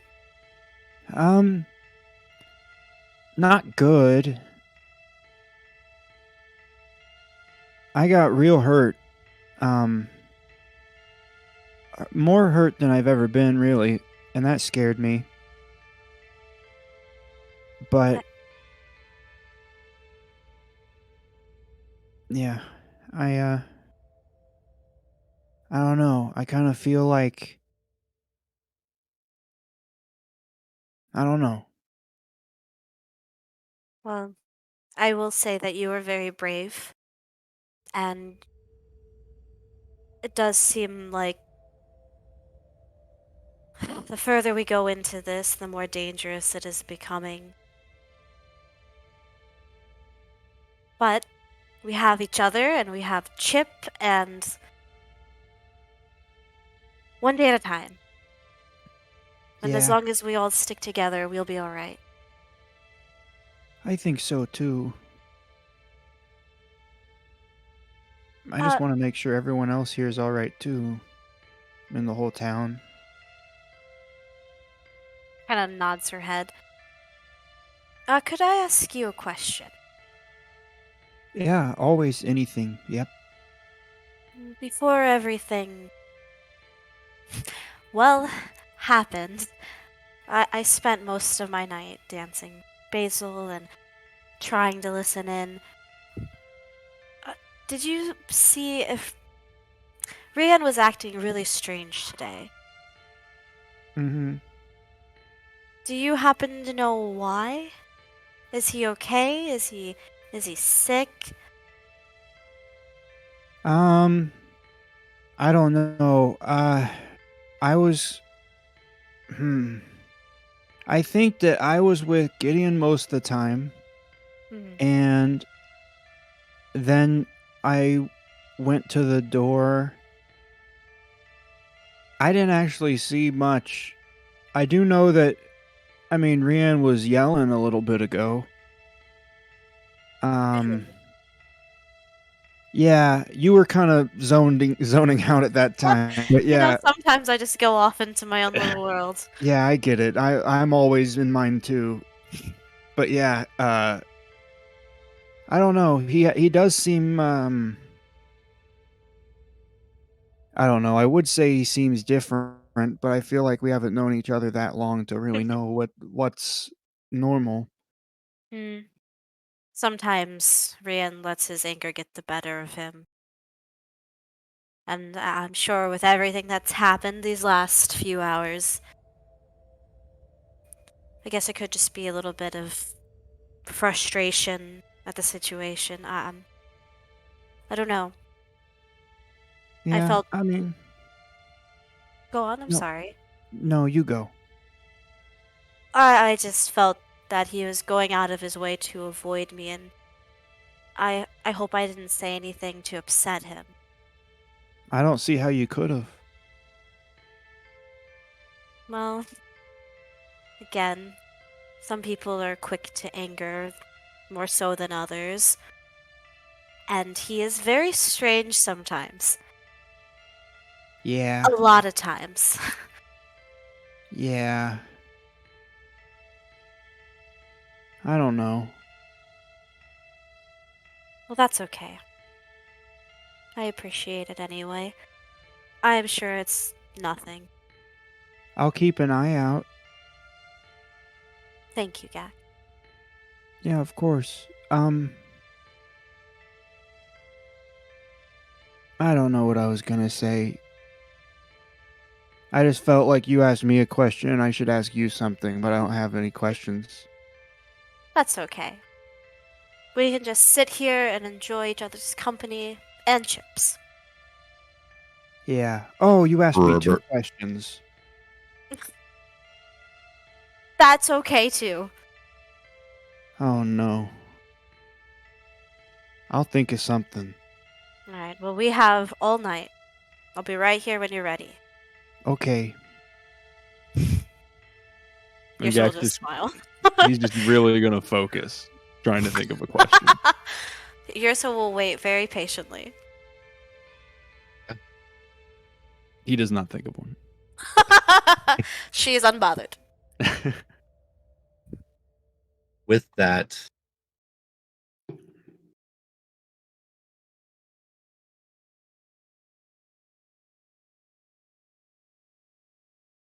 Verge stairs.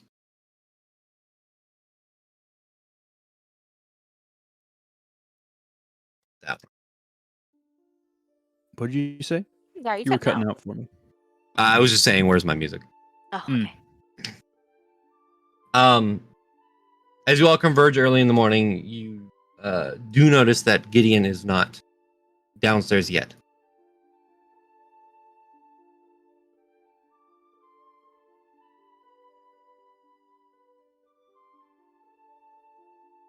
Is he sleeping Uh, in? Hey, Rachel, Gak will you're probably muted. go to. Yeah, I just realized. Go What were you ahead. saying, Rach? Oh, I was just gonna say, has anyone seen Gideon? I can go check on him. I know we had the first shift together. He usually doesn't sleep in like this. But yeah, if you want to, go for it. Yeah, I got it. And Jack just starts jogging up the stairs to go to Gideon's room. You get to his room. What do you do?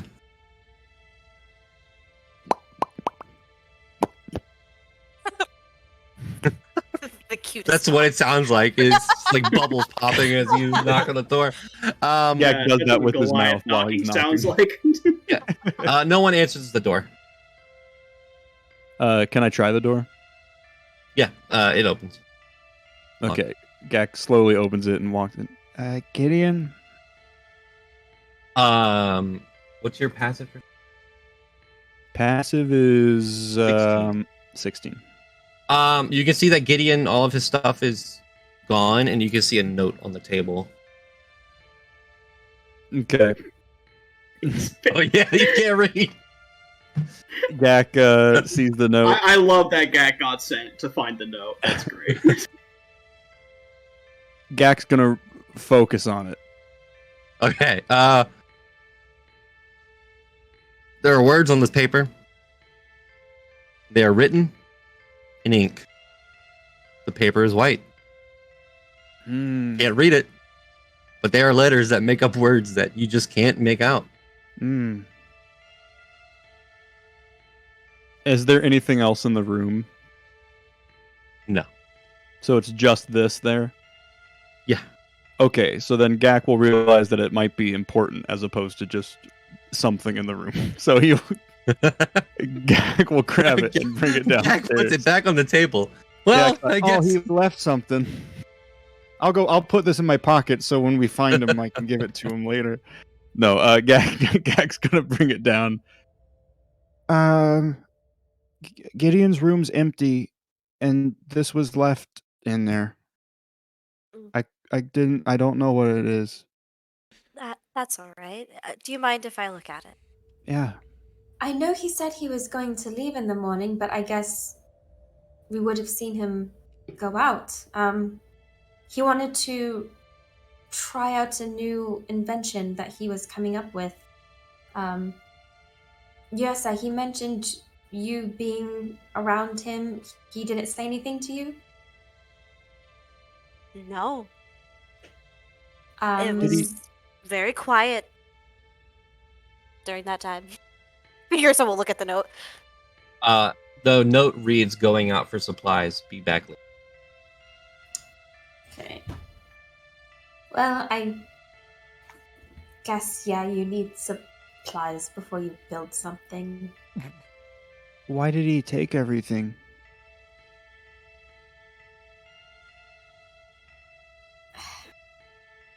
Well, maybe he wasn't sure what exactly he needed to put this together with.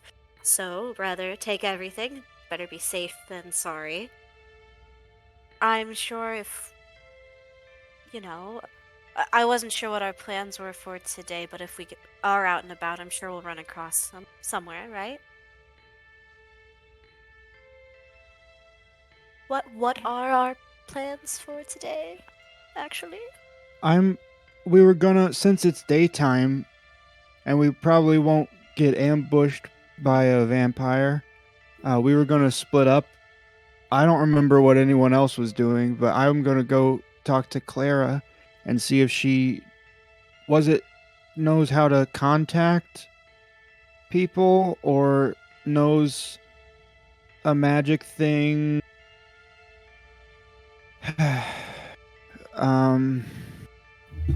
To help me out here, Brienne. What was I gonna do? As far as I understand it, there are different types of magical communication. So perhaps Clara might have something or be able to find something that could communicate with someone in a higher position, perhaps. Oh, yes, to the Empire. Correct, yeah. Yeah, so okay, the first thing I said was closest. Mm-hmm. The Empire. So I'm gonna do that. Yeah. Yeah, we talked about it. None of us are happy about it, but apparently they don't like undead people.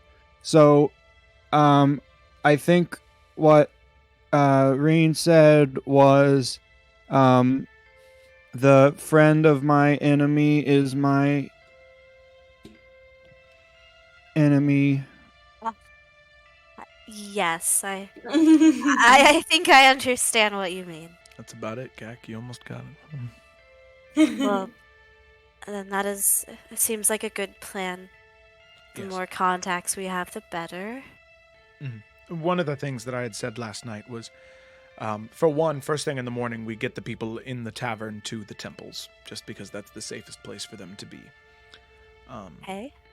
And the other thing was, since Wall and Daylight were safe from Kyrian and any other of his thrall, splitting up for a small time, Gak and a few others going to speak with Clara, and myself and a few others going to speak with the Erdms, and hoping that at least one of the two groups would be able to find some way to communicate with the Empire or higher up somewhere to get some type of support here. I see. Okay, well, that's great. Are we... You go, Basil. I was just going to say, John, I don't know what check this could be. I know after Basil's talk with Gideon last night and him apologizing for everything and then seeing all of his stuff gone, would there be any, like, and this could be nothing, is there like a gut kind of feeling there? Like, this is weird, you know?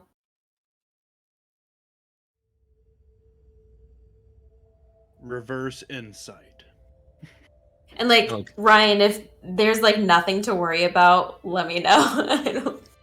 Well, I mean, is Basil worried that like Gideon's just like left and he just bailed on the party? No, she's worried that like he feels bad about, like, he feels like he was kind of the catalyst of what happened, and she's worried that he's gonna, I don't know, like,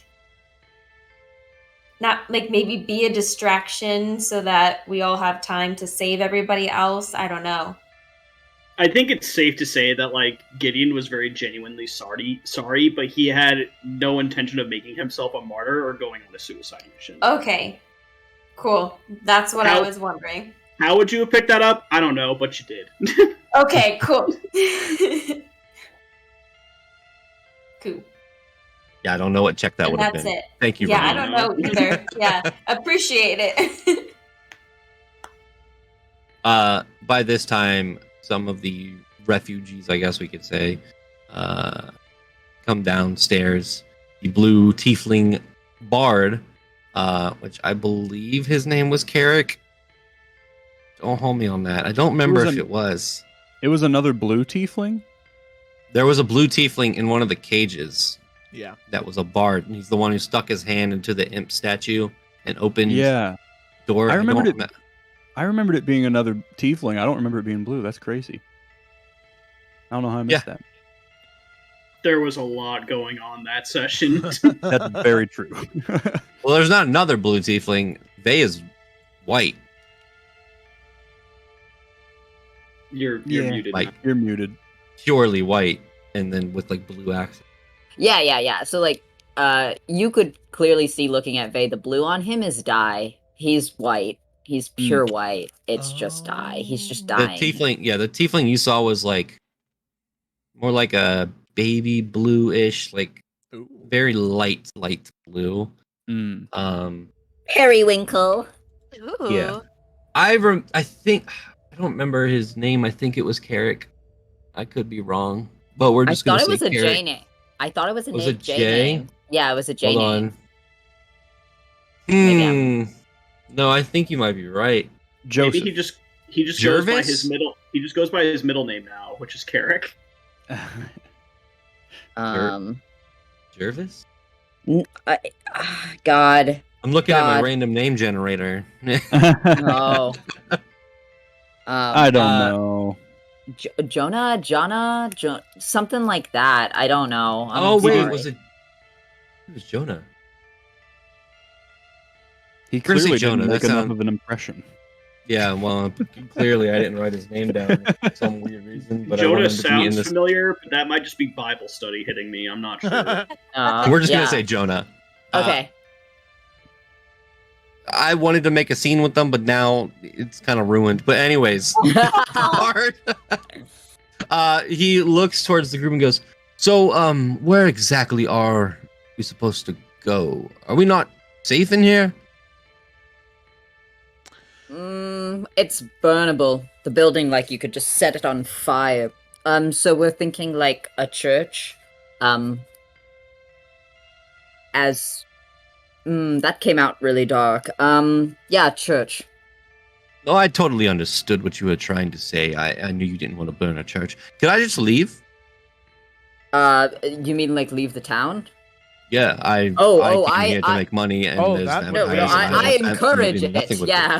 No, That's the I ideal encourage move, you. honestly. He slings his loot around him. All right, well, thank you all for saving my life. I don't have anything to pay you with. Do you want a song? No. Yes. No. Oh. I have one yes.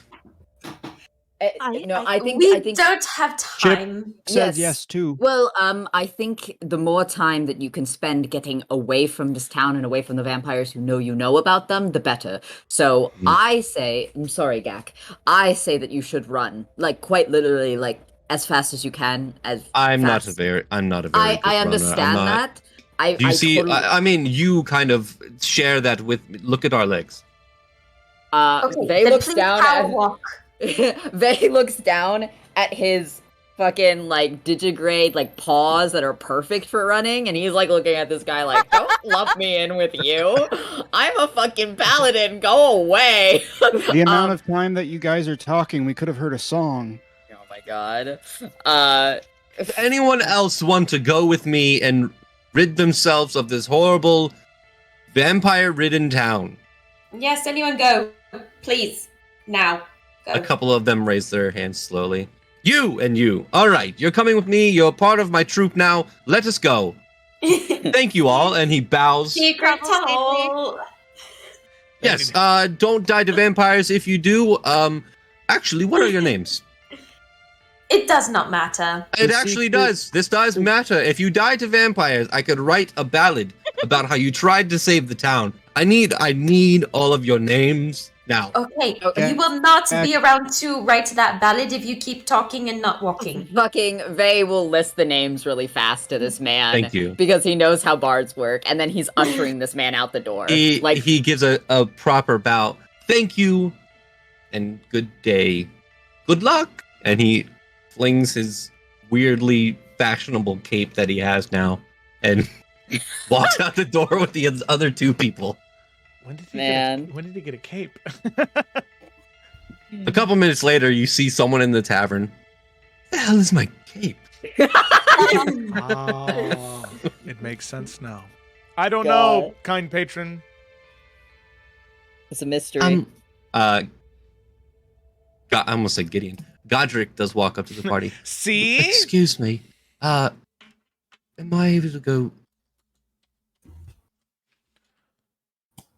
I can take you there. I'm gonna be going near your house anyway. I don't want you to go alone. All right. Yeah. Could I please go home? Before you go, quick question. What climbed in your room and stole you? Did you let someone into your house or was it something else? Right. I think it was one of the vampires. A couple days after the Blackmores got here, I had someone come over to my father's house and talk business with him. That same person, I guess. I saw them following me. But I also saw that furry beast following me. I think it was the vampire.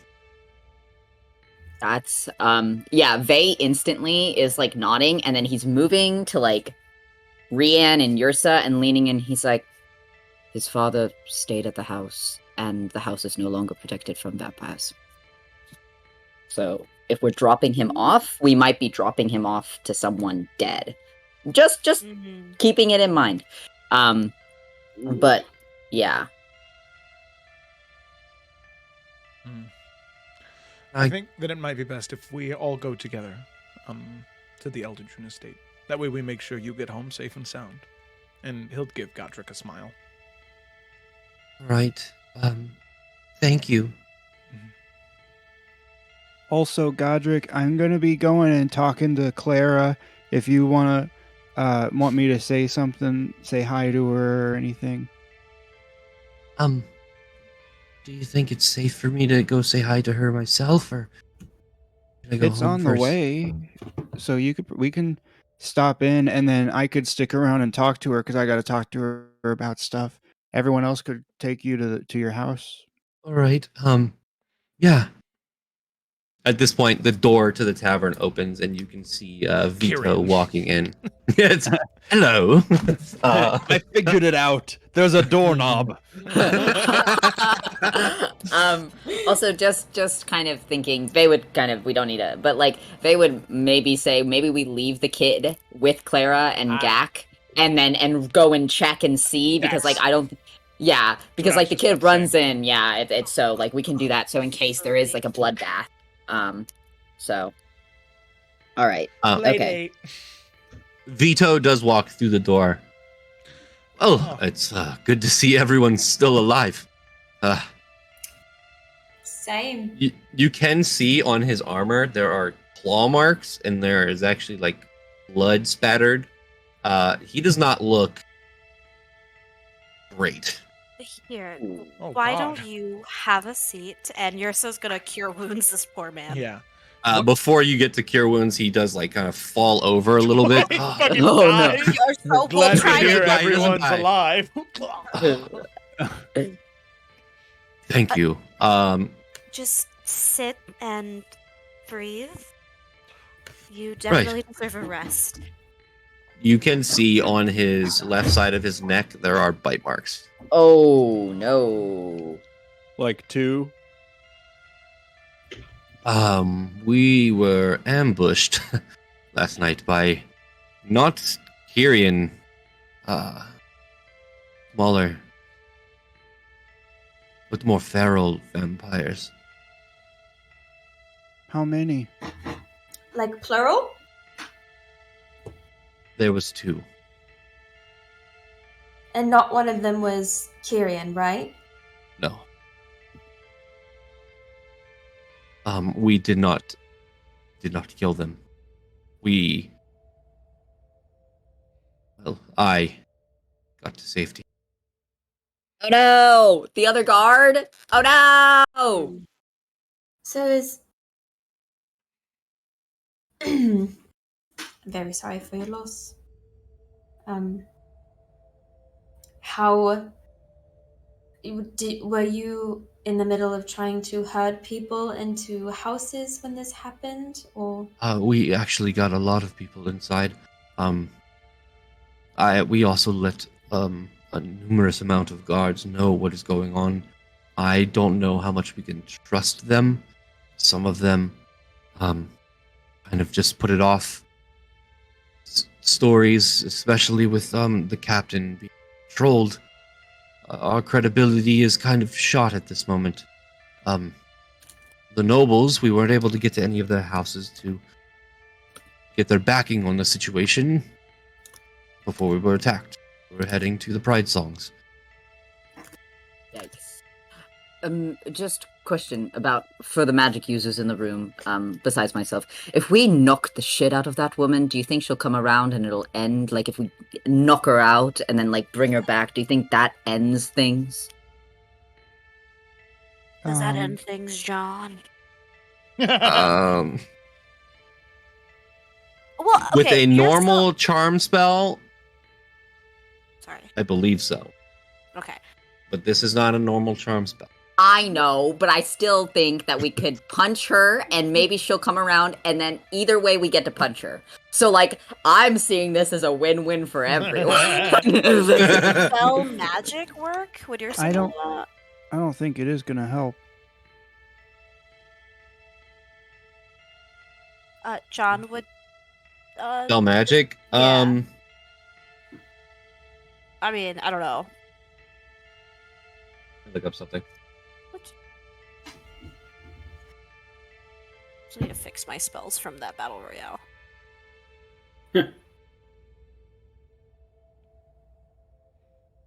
Man, oh man.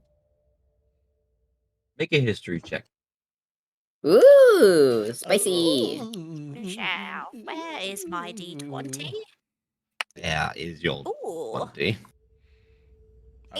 16, 17, 18. After realizing what these things are, I will say, through your communion last night with the Wild Mother, you were given new information based on your history check. Vampires are obviously supernatural. Their charm and their ability to will themselves over people is highly supernatural. It is not really magical in essence as much as it is just a part of their being. You know that an easy way to break the charm is to kill the vampire doing the charming. If they're on a different plane of existence, the charm breaks. But this is, for all accounts, one of the most, if not the most powerful source of a charm that can come from a creature. Yeah, so Yrsa's not breaking that. Yeah, Yrsa would just say, unfortunately, it seems whatever hold is on this woman is beyond anything that we could break. Even if we punch her in the face? Even if we punch her in the face. Oof, that is a tragedy. Even if we temporarily kill her and bring her back to life. If we could not talk about killing the captain. Look, I understand. Temporarily. What does that mean, temporarily kill her? She can bring people back from the dead. It's my job. Will that make her a vampire? No. Like, how would that make her a vampire? I don't know. Magic. They're undead, and then you would be bringing her back from the. This is a moot point. I think that what we need to prioritize is obviously this guard captain is going to be the way that she is until we can find some way to deal with that, which will probably be disposing of Kyrian. I would like to point out, she's really nice sometimes. I'm sure. You know, I'm sure before Kyrian was a vampire, he may have also been a nice person, but look at where we're at. He holds his neck. Yeah. I think the best plan of action right now is to continue as we were. We get those people to the safety of the temple. We get any information that we can. Gak, maybe you can find something out. But there's no use in trying to break something that none of us unfortunately have the power to break. At least not right now. That we have the power. We don't have the power to break if we don't kill them. I just want to add in that caveat so push comes to shove. Yes. And then he looks at Basil and he's like, you and me, we got it. I The unlikely duo. Yeah, I know. when it comes to vampires, Yeah, they're hand in hand. They're like, you let's know? just go. I come in blazing. so at this point, what is the party attempting to do? Where are we going? Gak has a question for Vito. Yeah. Hey, Vidu. Vito. Okay. If you don't mind me asking, I know it might be hard. So you got bit by one of the vampires. What did Ralaran? Did he get bit? Ralaran. And yes. Hmm. He looks at the party with these worried, concerned eyes and says, he's probably one of them now. Do you know what happened to him after? Well, his body was not outside the house I took cover in. Then yeah.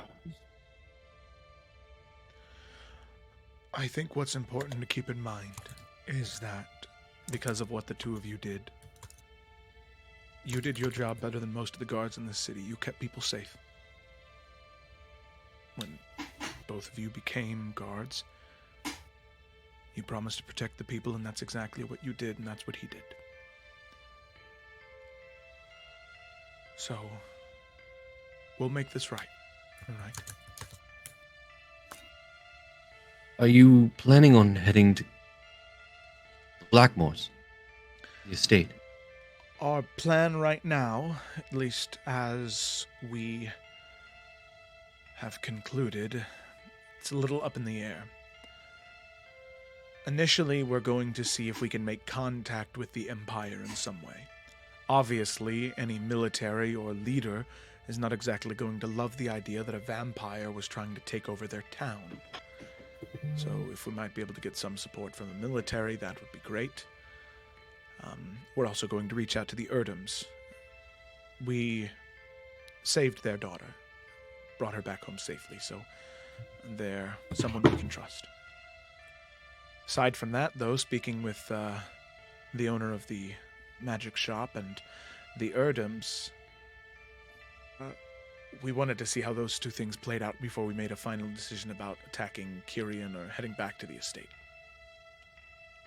I could try and help contacting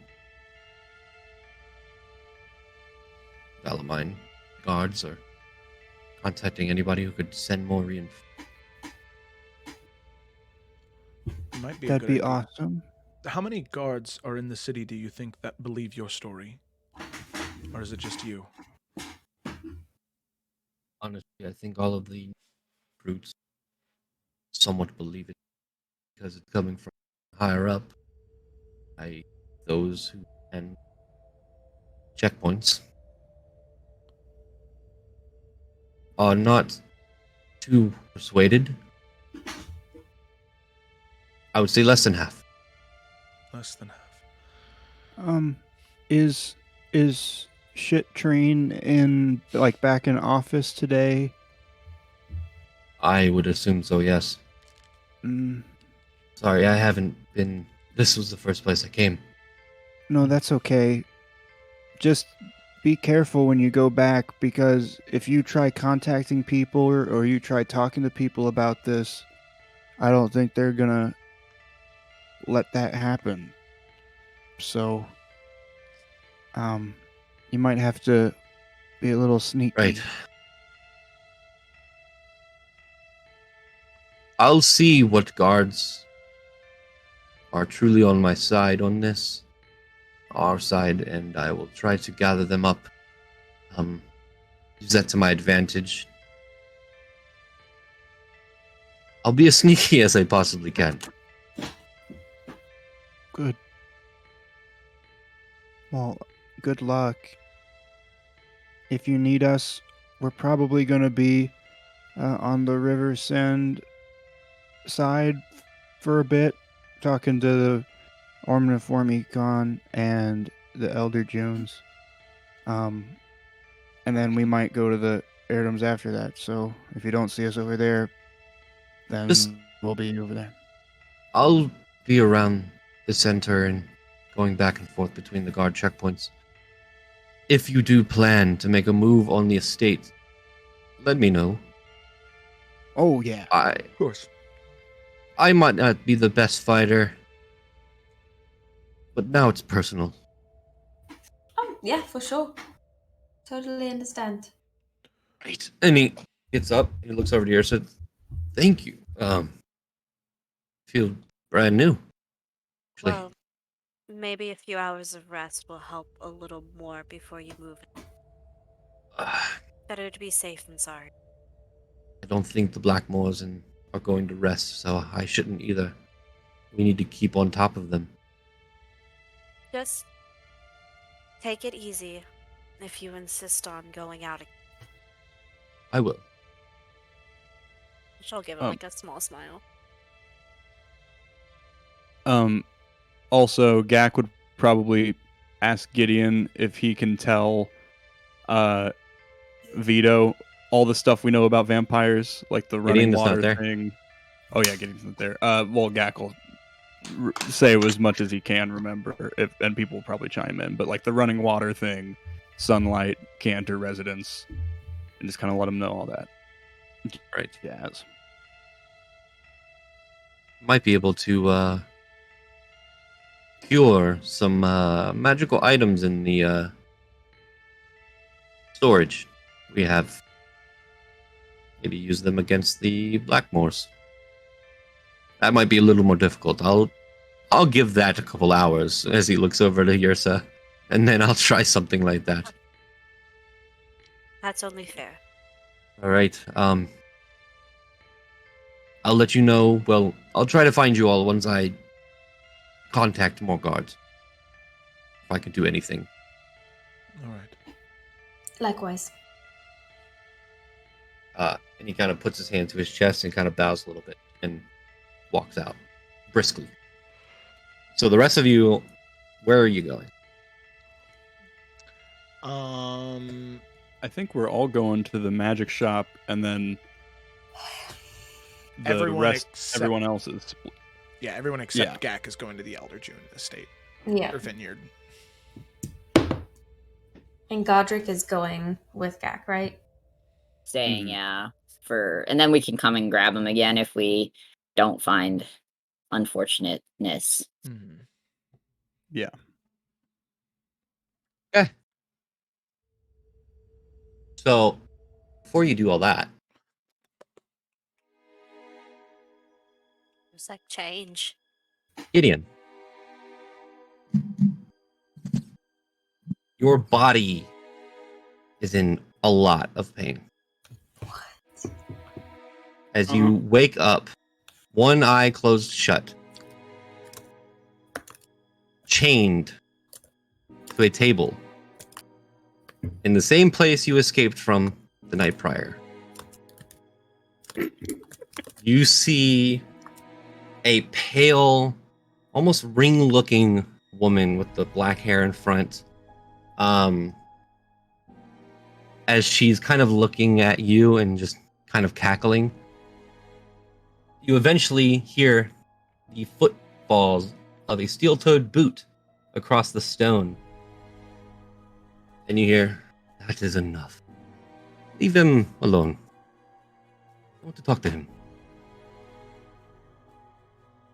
"Hello, Gideon." I assume it's who I think it is. Yeah, you look up and it. Well, suppose I have you to thank for this then? You'll have to excuse. I'd used drastic measures to get you here. Please, unchain him. Oh my god. As two vampires who are right next to you look at Kyrian and then look back and just grab the cuffs around your arms and like undo them with their hands. And you are free. Please, sit up. Make yourself comfortable. By the way, you have 1 HP. I figured. Yeah. Gideon will very slowly push himself up to a sitting position. I am very sorry that he looks to the vampires, did this to you. I told them to grab you and bring you here so we could have a conversation, but I did not expect them to rough you up so much. Seems like you put up a fight. Gideon just leans over the table and just spits out some blood from his mouth. Yeah, well, didn't do me much good, it seems. You're probably wondering why I brought you. I'm more wondering why I'm not dead yet. Those are very good questions. And the first answer is leverage. The second reason, as I was watching your group of adventurers try to, well, successfully save everybody at the ball, saw intellect in you. You are very, very intelligent.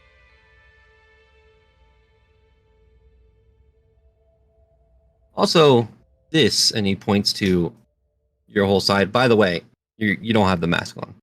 Yeah, figured. I'm very interested in that. I think I have a friend who is also very interested. Why would anyone be interested in a deformity? Deformity? No. Gift. Does that not give you some source of power, some source of, well, a gift? Or is it just a boon? Not really sure yet, to be honest. I know somebody who might be able to give you answer.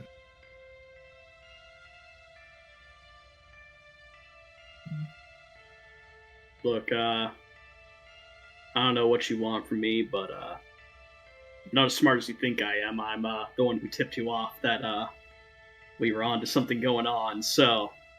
And I greatly appreciate that. I'm sure Had you not tipped me off, I still would have figured out. I knew that Ulfric was here. And you can look over with your passive perception, and you see Ulfric chained up on a table. Alive? Question mark? Alive. Oh, shit. Unconscious or conscious? Oh, very unconscious. Okay. Like you can also see there are way more chains around him. Yeah, fair. Dude can turn into a big old werewolf, so fair enough. I figured out of all of you, you are the most reasonable and more intelligent. And, not only do I think I have something I could offer you, well, I have plenty of things I can offer you. I would like to make a deal. I don't think you are willing to hear it out. Well, you know, I have a feeling there's nowhere else I need to be right now, is there? No, unfortunately. I think that we all got off wrong foot. I understand from your point of view. You came to this party and you found, well, this, as you look around at the now empty room of bodies, other than yourself and Ulfric, cages. This, to a mortal, looks, well, horrible. I understand. But you have to understand from my point. I am not mortal, as probably already know, my kind, we've been pressed from all of society. Our kind, the vampires, have been around for millennia. We kept to ourselves, tried not to dabble in politics, society as a whole.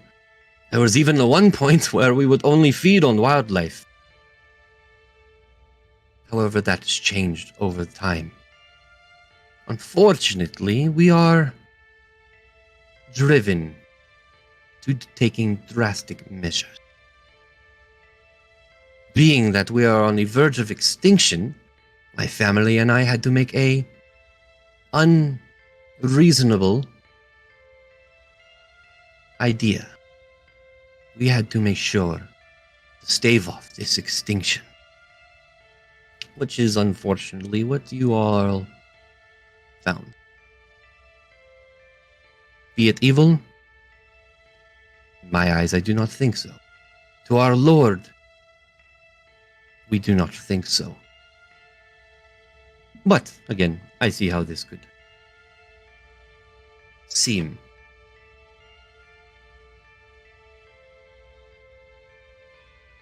You know, it's stuff like this that I imagine is what gets people to want to kill you.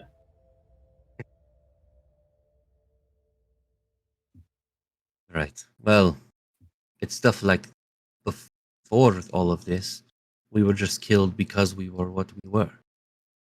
Don't get me wrong.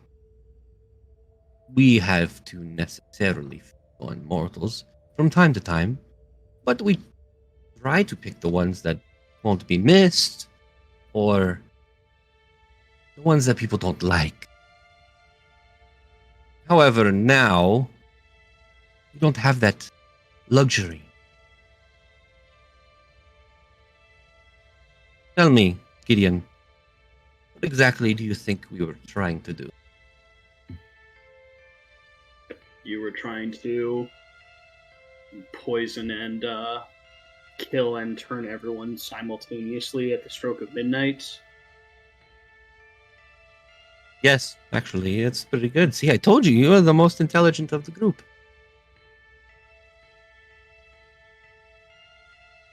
There's certain things we have to do. Unfortunately, this is a world of politics. In a game, like chess.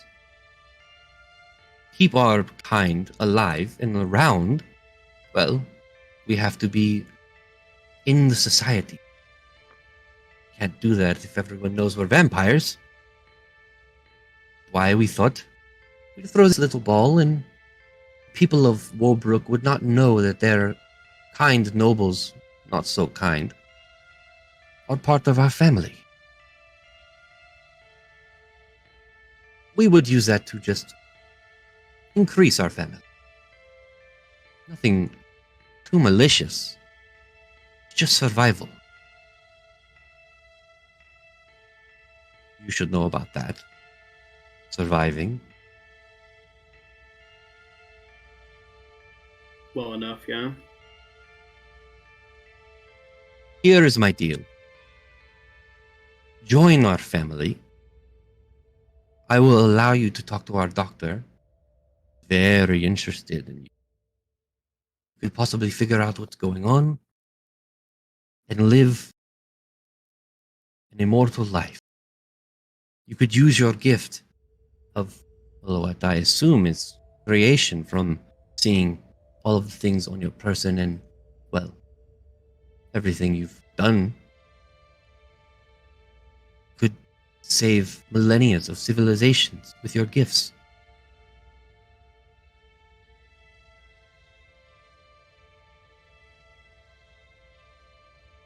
Is that the whole deal? Would you like more? Want to hear what's on the table, yeah? What are you proposing, Gideon? Well, I mean, besides leverage, I assume I say no and I'll just go back to being strapped to the table and having the crap kicked out of me every day. used as a Well, bargaining chip type thing. we'll keep the torture down to a minimum until necessary, of Thoughtful. course. But yes, you would go back to being chained on the table and not being able to move. And should your friends show up, well, unfortunately, you will be used to stop their advances. Because you do know they're coming, right? Oh, I know. I just don't think they understand the levity of it. The situation that they will be in should they show. I will be honest with you. And he looks at the other two vampires and he kind of nods his head. And they look at him and they leave the room. Don't get me wrong. I know that your friends are very powerful. And I probably don't stand a chance. Mark my words. Should I be killed, that will not be the end of it. There will not be a day. You will have to rest. You will be looking over your shoulders the rest of your life, as my family will hunt you. And they will continue the work that we started. You will be erased from existence.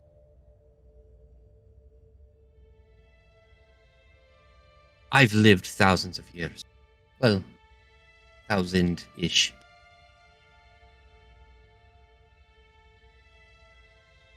Death does not scare me.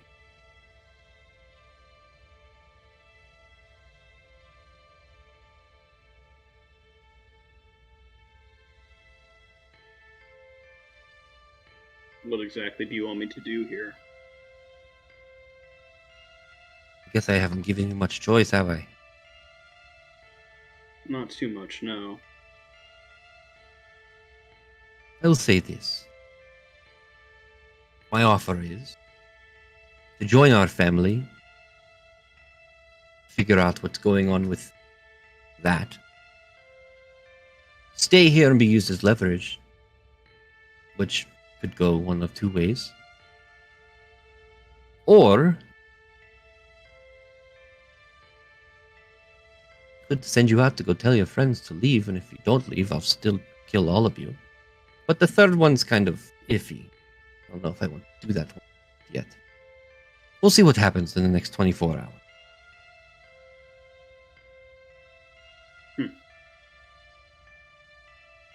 Well, I think we can be honest with each other. Of course. Because I think you can tell my heart's not super into it. I mean, he just kind of motions around to the room that we're in. Plus, I did have a hand in killing your sister, so I have a feeling you might hold that against me for some time. Not too much. I will say that your green friend more so on my shit.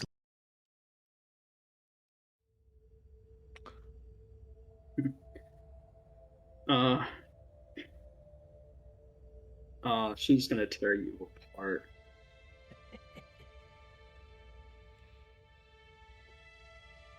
So I take that as a no. Yeah, honestly, I have enough wrong with me as it is. If I add vampires, I just don't think I can do that. I understand. And with the quickest motion you have seen, his arm extends and you see the shadow start to coalesce around and twist into a blast of energy that strikes you in the chest, sends you unconscious.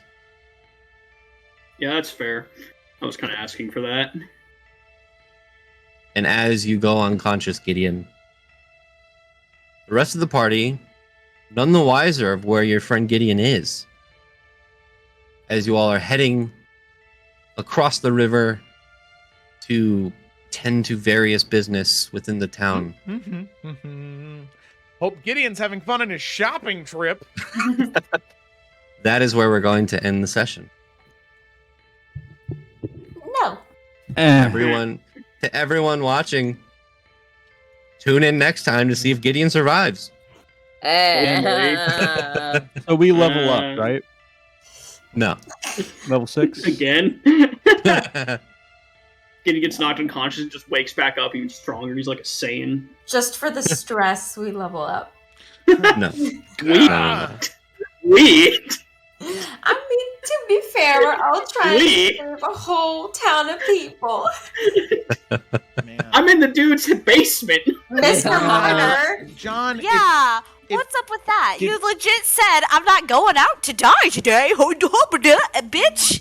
You think I did that willingly? Does the part that he had the shit beaten out of him not mean anything? Joe, stop doing that. What?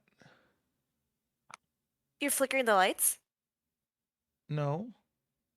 Uh-oh. You're a bitch. Yes, you are, because then it stopped and you said no. No. Okay.